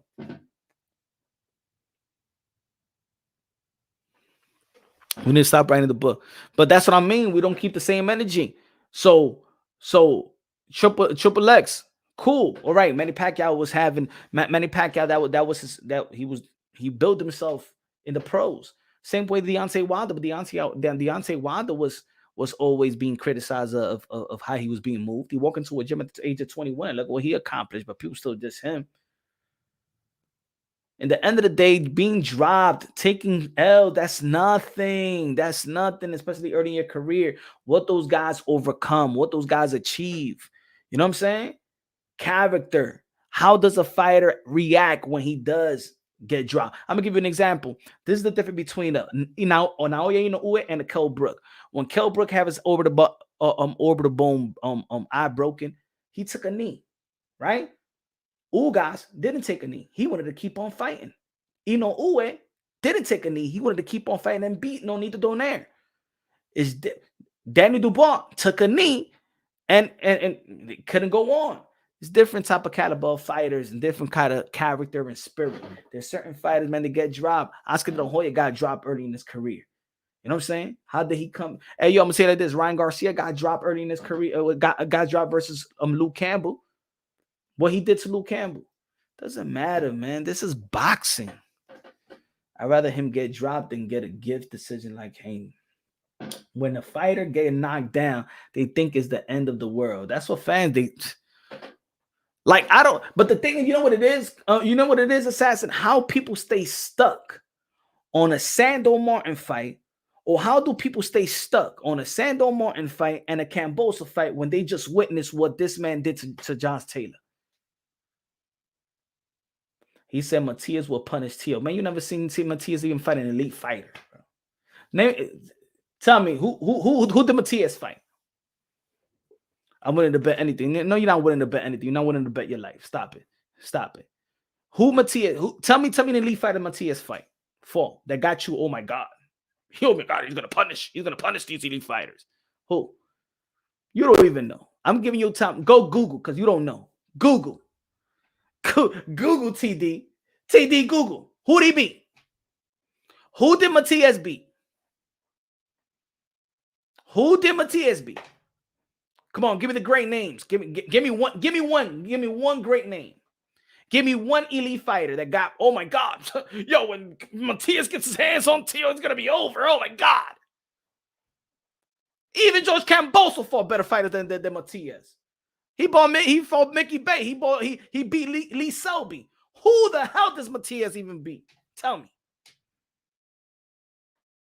31 years old, gonna be 32 years old. Been in that division. Started his career first in Teo. And look what Teo has accomplished. You let me know who he fought. And then and guess what, TD? When Teofimo Lopez offered him a contract, give him an opportunity to fight in February. Ay, la mano me duele. No, I can do it. I can do it, Tio. Pues, no le llame cobarde. You're not ready, my friend. You're not ready. TD, what happened, man? You taking a long time. Just Google it. Google. Give us a name. Give me one name. One name. One elite name. Just one. Give me one elite name. We got to be like, oh my God. Oh my God, if he puts his hands on Devin Haney, he's going to be that. Oh, he puts his hands on Teofimo Lopez. Stop it. Stop it. Stop it. Stop it. You guys are doing it again. Stop. Andy Cruz has big chance to beat Tank, Shakur, everyone. Well, Andy Cruz didn't perform very, very well last fight. I want to see his power. I like that he sit down more on his punches. Matias showed proof of man. Look, he didn't look, guys. He didn't even want to answer the question because you don't got the name, right? Matias showed proof of his hurt hand, and Teo just wants that advantage. Cobarde. Cobarde wasn't ready. He was not ready. Give him a unified title. Not ready. Not ready. See, a guy like Teofimo Lopez, he had hand surgery right before camp with Josh Taylor. He was ready. He ain't pulled off from the fight. He didn't say, "I'm not ready." He said, "Yo, that's Josh Taylor. Let's go. Let's go after Josh Taylor. I gotta be top dog again. Fuck that. I'll be ready." He was not even cleared to spar. He was not even cleared to spar until the last 4 weeks. He was cleared to spar by doctors. Shut out of here, man. Teo's he's a different animal. I don't want to hear no damn excuses about. Míralo ahí. Tú no lo ves.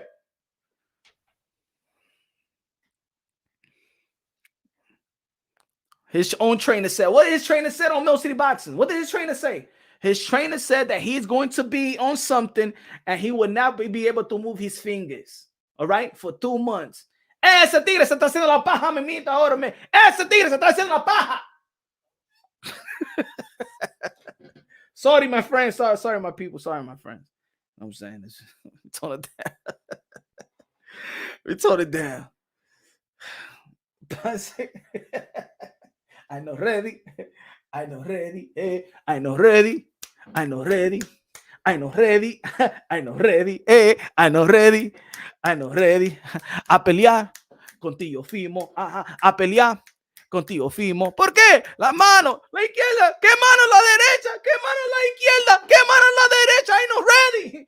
I know ready. I know ready. No me pregunte de Teofimo. Que I know ready.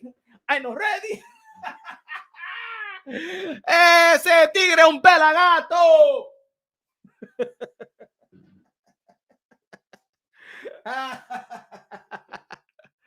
Ese tigre es pelagato.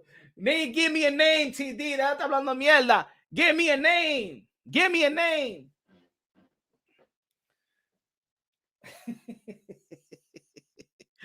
Hey, yo, give us a name, man. Yo, this guy still haven't come up with a name. Yo, this guy still haven't come up with a name. Now he's going to go to something else. You the one that picked Andre was great. Pick me a name. Give me a name. Give me a name of Matias. Don't switch the subject. Don't switch the subject. Come on, TD. Give us a name. I dare you to put a name. I dare you to put a name. Come on, you typing too much. Give me a name. Give us a name. Tell me how great Matias is.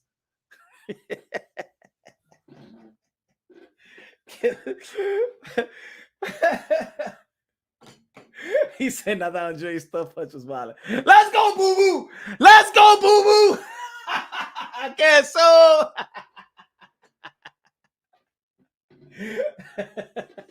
Big Crunch, just like with Spit. All right, matter of fact, let me do you the favor, TD. TD, I'm gonna do you the favor since you don't want to say it. I'll say it for you. Ladies and gentlemen, let's go by Subriel Matias. Who he beat? Let's go. El Monstruo. Everybody scared Matias. He the man. He beat everybody. All right. Let's go. Let's go to 2019. How about that? Let's go because I don't want to, let's okay, let's go. Wilbert Lopez, TKO. Then Maxime Dadashev, rest in peace. Jonathan Jose Inez, 24 wins, 12 losses. Petros Anayang, 14 wins, 2 losses. Malik Hawkins, 18-0. Matrahan Jukabahaviv, 18-0. Ooh. Petros, I know, yeah, remember Petros now he lost. He lost that fight right there. Shahahan Harakavish.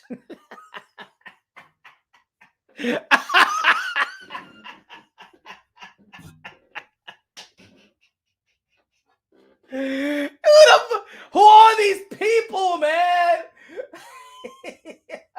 Who are these people, man? Hey, yo, Monty, where were you? Where were you? Yo, you was not even nowhere to be found. TD, where were you? You never came to my channel to talk about Matias. You never. Nobody ever came to punch on boxing and be like, hey, yo, 140, yo, Matias, yo, he gonna be everybody. Nobody was even trying to match Matias and Josh Taylor. Where's the content? Where's the videos? Huh? Y'all just started talking about Matias right now. Hey, 31 years old, gonna be 32. Y'all just started talking right now because he beat this guy on the co-main. Well, not even the co-main. It wasn't even the co-main. On the undercard of Benavidez and Andrade.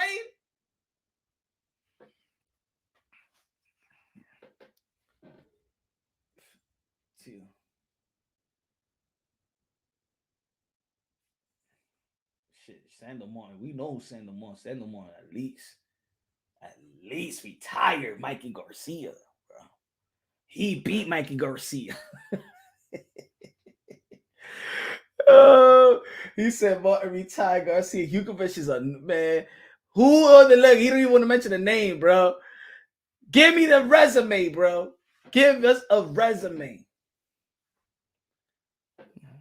Matias, I'm gonna say it right here, right now. I like look. I like Matias. I think he's good for boxing and good for this division and good for the Puerto Rico. I want the Puerto Rican fan base. I love the Puerto Rican fan base. They need Matias. But he's a hype job of hypes. Right now, he's a hype job. He got a lot of holes in his game. You're going to get your heart broken. Punch, how do you see Bud versus Tio going? Most challenging fight he has left. Ooh, I see a good challenging fight. Bud is the favorite, but I see a challenging fight. Yes. My guy. Hey, yo, Tio calling out Bud Crawford. Tio gave Matias a contract. Huh? Tio been calling out Tank. Devin Haney ain't show up to the meeting. Come on, man. I'm gonna come with this Matias. Matias showed me everything. Look, Matias showed me who he was. Y'all ain't never said nothing critical about Matias. But when you call somebody cobarde, then that cobarde offers you a contract and the biggest fight and the most money. Look, come on, man. We were shitting on Frank Martin for not fighting Shakur Stevenson. We shitting on Pitbull Cruz for not fighting Shakur Stevenson and being mandated. This man had the bag and a unification bout and not ready. All of a sudden, his hand hurt. Man, please, man. Man, please. Teofimo Lopez hurt his feelings with a contract. That's what happened. He ain't ready for no Tio. He said Tio knows he got a hand. Man, please, man. Get out of here. I don't want to hear that damn excuse. I don't give me no damn excuse. Tio knows Matias got hand surgery. Matias don't even got hand surgery. What are you talking about? What you guys all talking about, bro? You guys all be lying like crazy, man. Let's go to Matias' Instagram right now. He gets surgery. His trainer, we spoke to his trainer, man. His trainer said he don't want no surgery. What are you talking about? Y'all be lying, bro. Y'all be lying for whatever reason.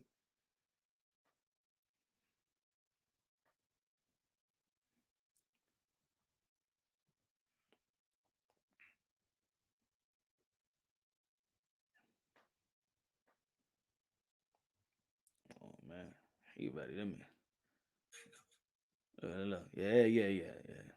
Work on that. You just want to show now people. I'm working on my hand. I thought it was gonna be in a sling. His trainer said that he was not gonna use his hands for 2 months. Not gonna use his hands for 2 months.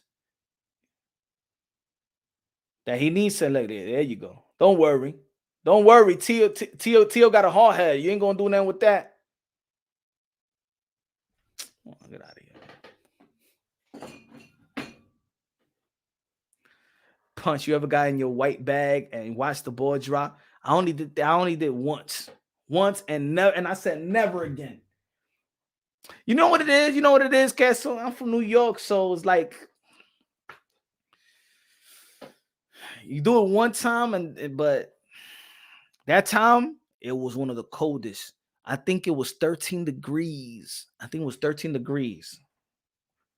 Another year, it was like 40, almost like 50 degrees. It was a good one. But one time, it was like 13 degrees. It felt zero below. That's how it felt. Never again. As a New Yorker, you try to stay away from Times Square. You know what I'm saying? You try to stay, even when you drive, you got to just, if I'm walking, I'd rather walk in 9th Ave, 8th Ave. I ain't walking on damn Broadway.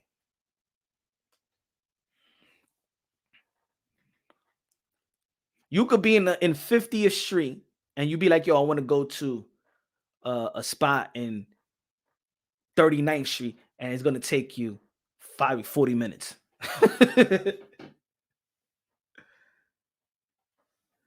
Yeah, that's a one thing. That's the one-time thing. One-time thing, my peoples. One-time thing. You don't want to do that again. It's too hectic. It's too packed. It's too hectic. And then you're like stuck right there and everybody drinking, strangers. It's too hectic. That's a one-time thing. That's it. Man, it's been cold out here for a minute. We didn't even get no snow. We haven't got no snow yet. It's been on the 40s. I heard they doing all sorts of shit, keep people from driving from the city. Oh yeah, they got a toll now. They're going to the toll. The toll is 60 Sutton Street. Now, if you want to go to the city, you gotta pay a toll. I think it's gonna be like $18 or something like that. It's gonna be like, and no, it's gonna be. It's a toll. I don't know if it's 7. I don't know if it's 10, something like that. And then in the nighttime after rush hour, it's gonna be like $3. So it's gonna be crazy. You know what it is? You know what messes is a bunch of delivery trucks. It's those trucks that be packing the thing. And I think the bike lane was more of a hazard. I think the bike lane made things worse. Because with the bike lane, it made things worse. It made things worse. They're trying to get people back there with man, I don't know, yo. And the thing is, you know what's effed up that people gonna have to. They want people to take more transit. I think they lost a lot of money in transit though. With the pandemic, they lost a lot of money. I think they're trying to make that thing back. I think that's what it is. I think too. They're trying to make that thing back. They lost a lot of money. Transit lost a lot of money during the pandemic, and then I know a lot of people that even after the pandemic, some of them got cars. A lot of people Uber. See, and I think that's another thing right there. The Uber drivers, they know that Uber made a the Uber took the yellow cab out of business. The yellow cabby's out of business. Theo said lived on 42nd and 9th for 5 years until like 3 months ago. I would just walk down the block with the wife and kids to see the ball drop and head back home. Good times. Yeah, man. To be honest, man, I think I always want to live in New York. I do like the chaos though. Like I do like the chaos. Not New Year Eve chaos, but I like that I could go to any restaurant. I could go to a restaurant at 4, 3 o'clock in the morning when I want to eat the food that I want to eat. Everything is always open. Something is open. I'm not one of those people that be like, yo, when a lot of people that where they born and raised, they want to get out. I've been to enough cities. I'm good. I'm always gonna. If I had it like that, if like, you know what I'm saying? Like if I could have a place here in this state and this country, I will always have a place in New York. And then when it's summer, to be honest, when it's summer, I never want to leave the city. When it's summer, I never want to leave the city.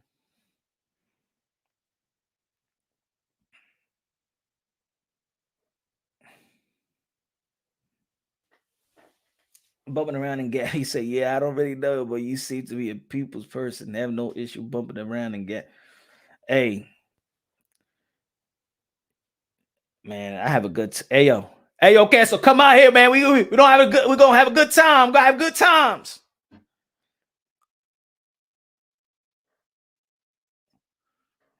New York ain't what it used to be, but no place is, right?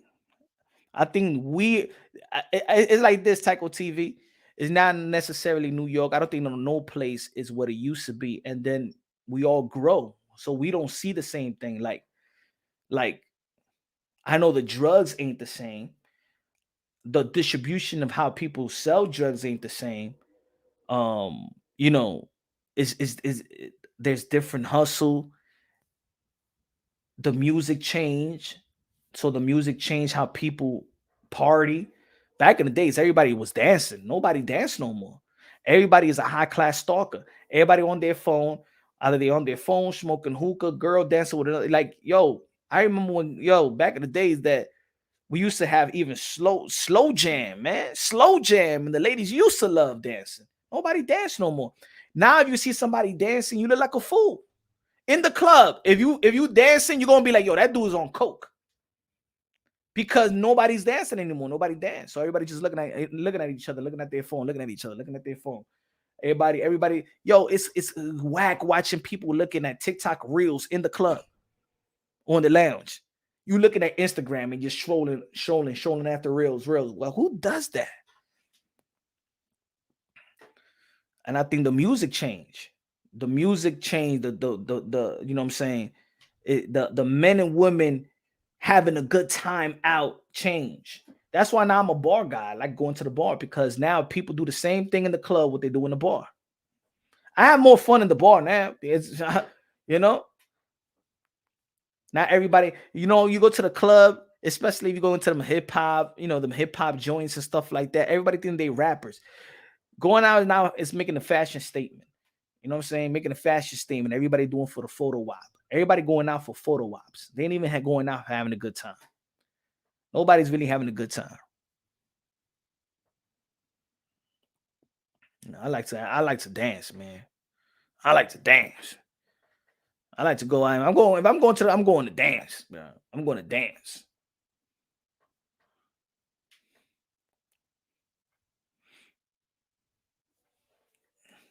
Everybody smoking hookah. And I don't think that people do like hookah. I don't think that people like hookah. I think people think that it's cool. It's cool blowing smoke out your mouth in a closed setting. I think that's why people smoke hookah.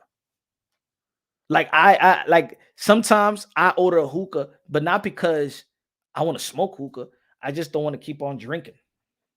So just to kill some time in there, I get a hookah, and that passes the time. Like, all right, man, I don't want to keep drinking. Sometimes I go out, I don't feel like drinking more than like 2 cups. I'm like, yeah, let me get a hookah. ¿De qué? De menta, dame de watermelon, algo así, dame lo que hay. Then I'm looking like everybody else, like a fool like this.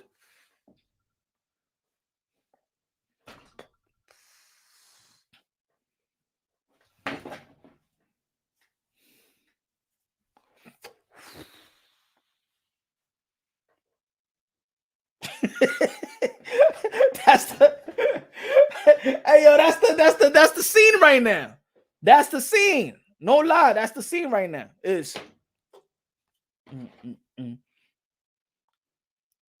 no no amiga la mami.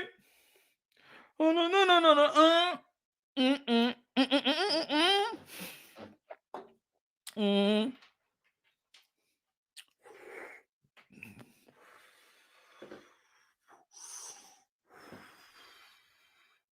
Instagram, no hay nadie. TikTok, muévelo TikTok.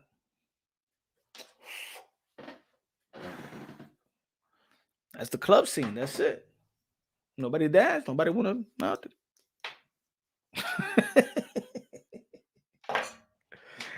It's trash now. It's trash. I call myself doing that. I catch myself doing that because I don't want to look because like I told you, everybody's a high class stalker now. Nobody's dancing, so everybody looking at each other like that. Everybody just peeking. So then I got to the point where I'm like, I got to keep my eyes just. Ain't nobody, but you know, the lady don't want to dance or nothing like that. Everybody looking at each other.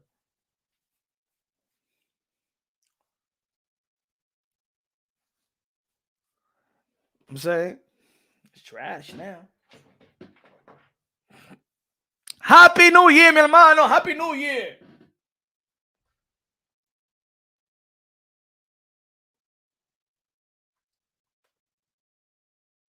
%41 still.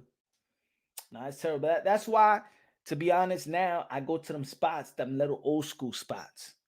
Hey, yo, I'm telling you, I go to this bar, Ethel's. I go to this bar called Ethel's. It's in the 80 between 85th and 84th, and they play 70s music, disco. Man, I be having fun, and everybody dancing. And I'm not talking about that. That is old people. It's the old vibe. You know, in this place in Ethel's, they play Enter the Dragon. They play what you call that show? The Soul Train, and they keep on playing the Soul Train, like all the episodes of Soul Train, right? They put Grease, they put all the 70s, that's the only, they don't show no sports. Yo, nobody is on their phone. Even young people that go in there, everybody dancing. They have a little go-go dancer, not a stripper, but a go-go dancer, like they used to dress like back in the 1940s and stuff like that. And she's like this, just dancing and stuff like. Nobody on their phone, everybody having a good time. Staying alive.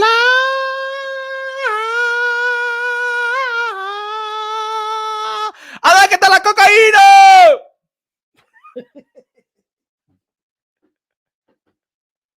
Yo, everybody having a good time.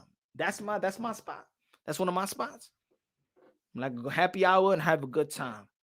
Good spirit people. You know what I'm saying?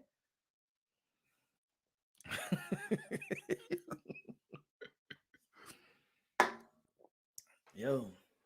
See now, don't I think you see it. I don't feel like it's all grown on over no town. Oh no, it is you're going to feel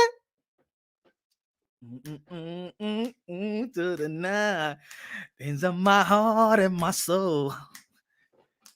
Woo! Night fever. Yeah, I feel good when I'm in there, man. I be feeling good when I'm in there, bro. Shit. I go to the other hood spot. Let me nigga, baby. And I'm going to my love. Solo. On the Monday. Ponme Bad Bunny. Pero vamos a bailar. Yeah, man. I'm telling you, this thing is fun. You got to go to Old Spirit, and I don't like now. If I go to Brooklyn, go to Williamsburg. See, if people just you got to go to different spots where people are just they feel like everybody's a stranger. But you know, when you're in a spot where you know most of the people are stranger, but everybody's so welcoming. I like spots like that. You know what I'm saying? I like spots like that. Hey, you want to come back over here? Yeah, I like this spot and stuff like that. Yes, have fun. Like, It's not like this. See, like in certain culture, and I'm talking about like music, if it's music culture, hippie culture, rocking culture. Like I mess with the hippies. I mess with the rock and roll culture. I mess with the dog EDM culture, with the hip hop culture. See, you talk to a female, just a regular conversation in the hippie setting, or the punkish setting, or the rocket setting, or the EDM setting, and it's great conversation. Nothing. I'm not trying to get in your pants or nothing like that. Great conversation. The girls don't feel uncomfortable. Boom. But in the hip hop, you get into a conversation. It's almost like they think, yo, it's just a conversation, like let's talking, having a good time. Girls always think they get hit on. Nah, man, no, they're just having a good time. As you, but you get out of here. I didn't want to talk to you and stuff like that. Like everybody's so. Everybody thinks that this is their music video. Now I don't be going to them hip hop spots no more. I don't go to that. I don't want to deal with I don't look, you know what it is? I don't want to deal with my people. That's what it is. I don't like to deal with my people. I like the opposite sometimes, because the opposite know how to have fun. Like, I like to have fun and it's like that. I don't think that this is my spot. That this is everybody. All the dudes is acting like this is their music video and shit like that, and all the girls is acting like they like they're the only girl up in there. Like, come on, punch hip hop and reggaeton spots is so hard for people to actually meet. You know what it is? It's because everybody's trying to get something. A lot of dudes also mess it up for other dudes that just want to have a good time and stuff like that. You know what I'm saying? Like, it's not my scene. Put it there. It's not my scene no more. It's not. I don't have a good time. I like to listen to the music. I like the music. You know what I'm saying? But I just don't like the scene. I like my scene to be very, very diverse with different music. When I'm downtown, I party with the downtown. I party with the downtown people. You know? But the hood is like, I don't know. They don't know how to have fun no more. And I think that is the music, actually. I think the music and the culture of the music doesn't have that dance, that doesn't have that men and women interaction feel anymore. You know what I'm saying? It doesn't. The music doesn't have that. I mean, back in the days, just have some free, then you have some hip hop. See, the good thing is, to be honest, that's why in the hood, the Spanish party will last longer than any ethnicity, because we in the Spanish party and the DJ had a rotation, right? So the DJ played hip hop, then the DJ will play reggae, and then from reggae, reggaeton, merengue, salsa, bachata. So a Spanish party really lasts way longer because we play way more. Like if I go to house parties back then, that is just, you know what I'm saying, that is African American. The party lasts to like 3-4. I mean, they already burned all the hits. But in Spanish, we could go boom, all hip hop, switch to reggae, reggaeton, salsa. And you know, it used to be like this: merengue, bachata, and then the salsa. That's when people that's what people like. All right, more people get out the dance floor because only a good few know how to dance that salsa. And then the rotation right back, then we go to hip hop, then we go to reggae. And some back in the days, we used to throw that little slow jam. We used to throw a little slow jam back in the days. I make love to you like you play R. Kelly. You know what I'm saying? My mind is telling me no. Yeah. I still listen to R. Kelly. All right, I don't give a damn. I don't care. I still listen to R. Kelly. What he does in his life is his own business. All right, but his songs are still. I still got R. Kelly playlist. Damn it. No Keith Sweat. Nobody who can love you like me. Nobody. It used to be back in the days. Man, these people don't know how to play with none of that shit. And then, yeah, freestyle. Boop. Boop. Yeah, man. I'm in love with a man. Hey, yo, I'm gonna tell you like this. I know that Shaggy don't play that. Not Shaggy. What's his name? Diablo. Shaba. I'm in love with a man nearly twice my age. That used to be hot, but right now you can't play that song no more. They're gonna think that you a pedophile. Huh? Remember that back in the day, that song was the shit back in the days. I said, damn, look at this junior high school girl dating this grown-ass man. You remember in junior high school when the pretty girls used to date the oldest guy and stuff like that? You used to come and pick her from school and shit. You be in junior high school and you got a boyfriend that's 29 and all the girls, I like older men. Damn pedophile. That was back in the days. I'm in love with a man nearly twice my age. And nobody said that nobody was a pedophile when they was playing that music, right? I like country. I do like country. I like country. I lost my baby to a ghetto boy. He fell in love with a thug. She fell in love with a thug. I lost my baby to a ghetto boy. She fell in love with a thug.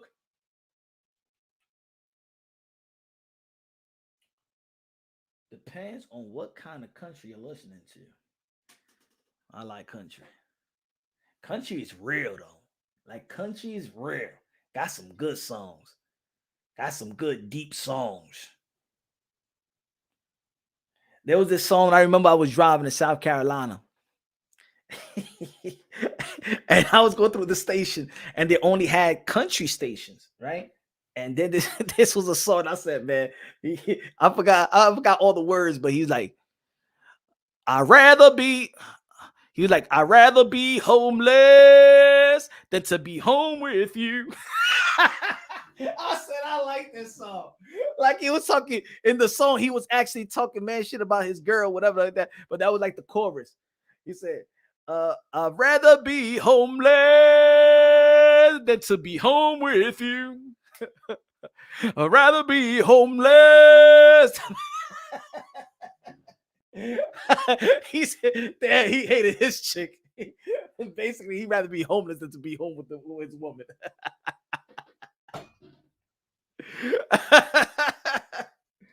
He said, miss me some jazz and blues. Jazz, I like jazz. They got a good spot. I don't know if it's there anymore. It's because of the cutting room. The cutting room. There's another spot they play good jazz music. Around West 4. I forgot the name of it. Damn, I actually did a video of it, man. Shit, and I erased it. A lot of us Hispanics jam country in Texas. Oh, yeah? I didn't have a party out there in Texas. I did party out there in Bakersfield, California, though. I did party out there in Bakersfield, California. Yeah, people know how to party. And I think it was more Hispanic. It was more Hispanic white crowd. Hispanics, but way more Hispanics.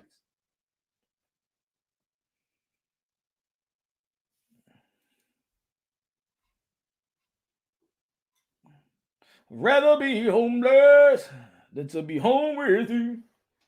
But anyway, man, tomorrow is another day. Let me see the vote. The vote won. Winner of Canelo Alvarez and David Benavidez is going to reign supreme. Is going to be on the throne. All right, let's see if David Benavidez beats Canelo, then he could be the king. But I think, in my opinion, the winner of Teofimo Lopez and Devin Haney going to be sitting on the throne. If Teo beats Devin Haney, he's going to be sitting on the throne. And I think he got way more fights, more mega fights. I think he got more mega fights than Canelo Alvarez. I think these younger guys have more mega fights, you know. But anyway, man, tomorrow we back at it tomorrow, I don't know. Yeah, tomorrow I'm going to go live for Happy New Year. I'm going to do a live tomorrow. Happy New Year's. I'm going to go live. Happy New Year's tomorrow. Ladies and gentlemen, stay tuned. I'm going to be on live late as well. Yeah, you got to show love to the people. Thank you for y'all. Thank for everybody that was supporting the channel this year. 2023 has been an epic year, man. I remember in 2022, I said that, 2023 is going to be one of the best years in the sport of boxing, and it lived up to the expectations. I'm happy with all the fighters that stepped up to the plate. All these young fighters, like I call the Fab Five, the Bam Rodriguez, the Teofimo Lopez, Devin Haney, Vasily Lomachenko versus and Regis Prograis. Tio beating Josh Taylor, Bam Rodriguez beating Sonny Edwards, David Benavidez stepping up and doing what actually Canelo and Benavidez said for these guys to do, is to fight each other. He fought Caitlin Plant, beat Demise Andre. Hey, shout out to Danny Dubois too. If Danny Dubois would have got that win, that stoppage with Alexander Usyk with a body shot, and then with this Jerome Miller, that would have been two undefeated fighters right there. Danny Dubois, we got to give a lot of credit to Danny Dubois because he's 26 years old and he's picking these hard fights, these risky fights. Shakur Stevenson, 3 division world champion this year, moved up, stopped Yoshino. Of course, man, he laid the egg in the fight with De Los Santos, but still he became a 3 division world champion. That should be highlighted more than the performance. So, ladies and gentlemen, y'all already know tomorrow we back at it. It's Punch Drunk Boxing, aka Mr. Moonshine. If you want to be a member to the channel, y'all already know, man, is in the pin. Become a member, show your support. Thanks for the people that donated to the channel today and all this year as well, man. Shout out to Queso in the building. Shout out to all the members. Shout out to Randy and the crew. Shout out to Yaya today. Shout out to Ride of the Storm with the 50 beans. Yaya 200. Charles at the Cheats Color 250. Tomorrow we back at it. Happy New Year's, everybody. We at it tomorrow. Stay tuned. Love you. God bless everybody. Stay safe out there. Don't drink too much. We on to the next tomorrow. Peace out.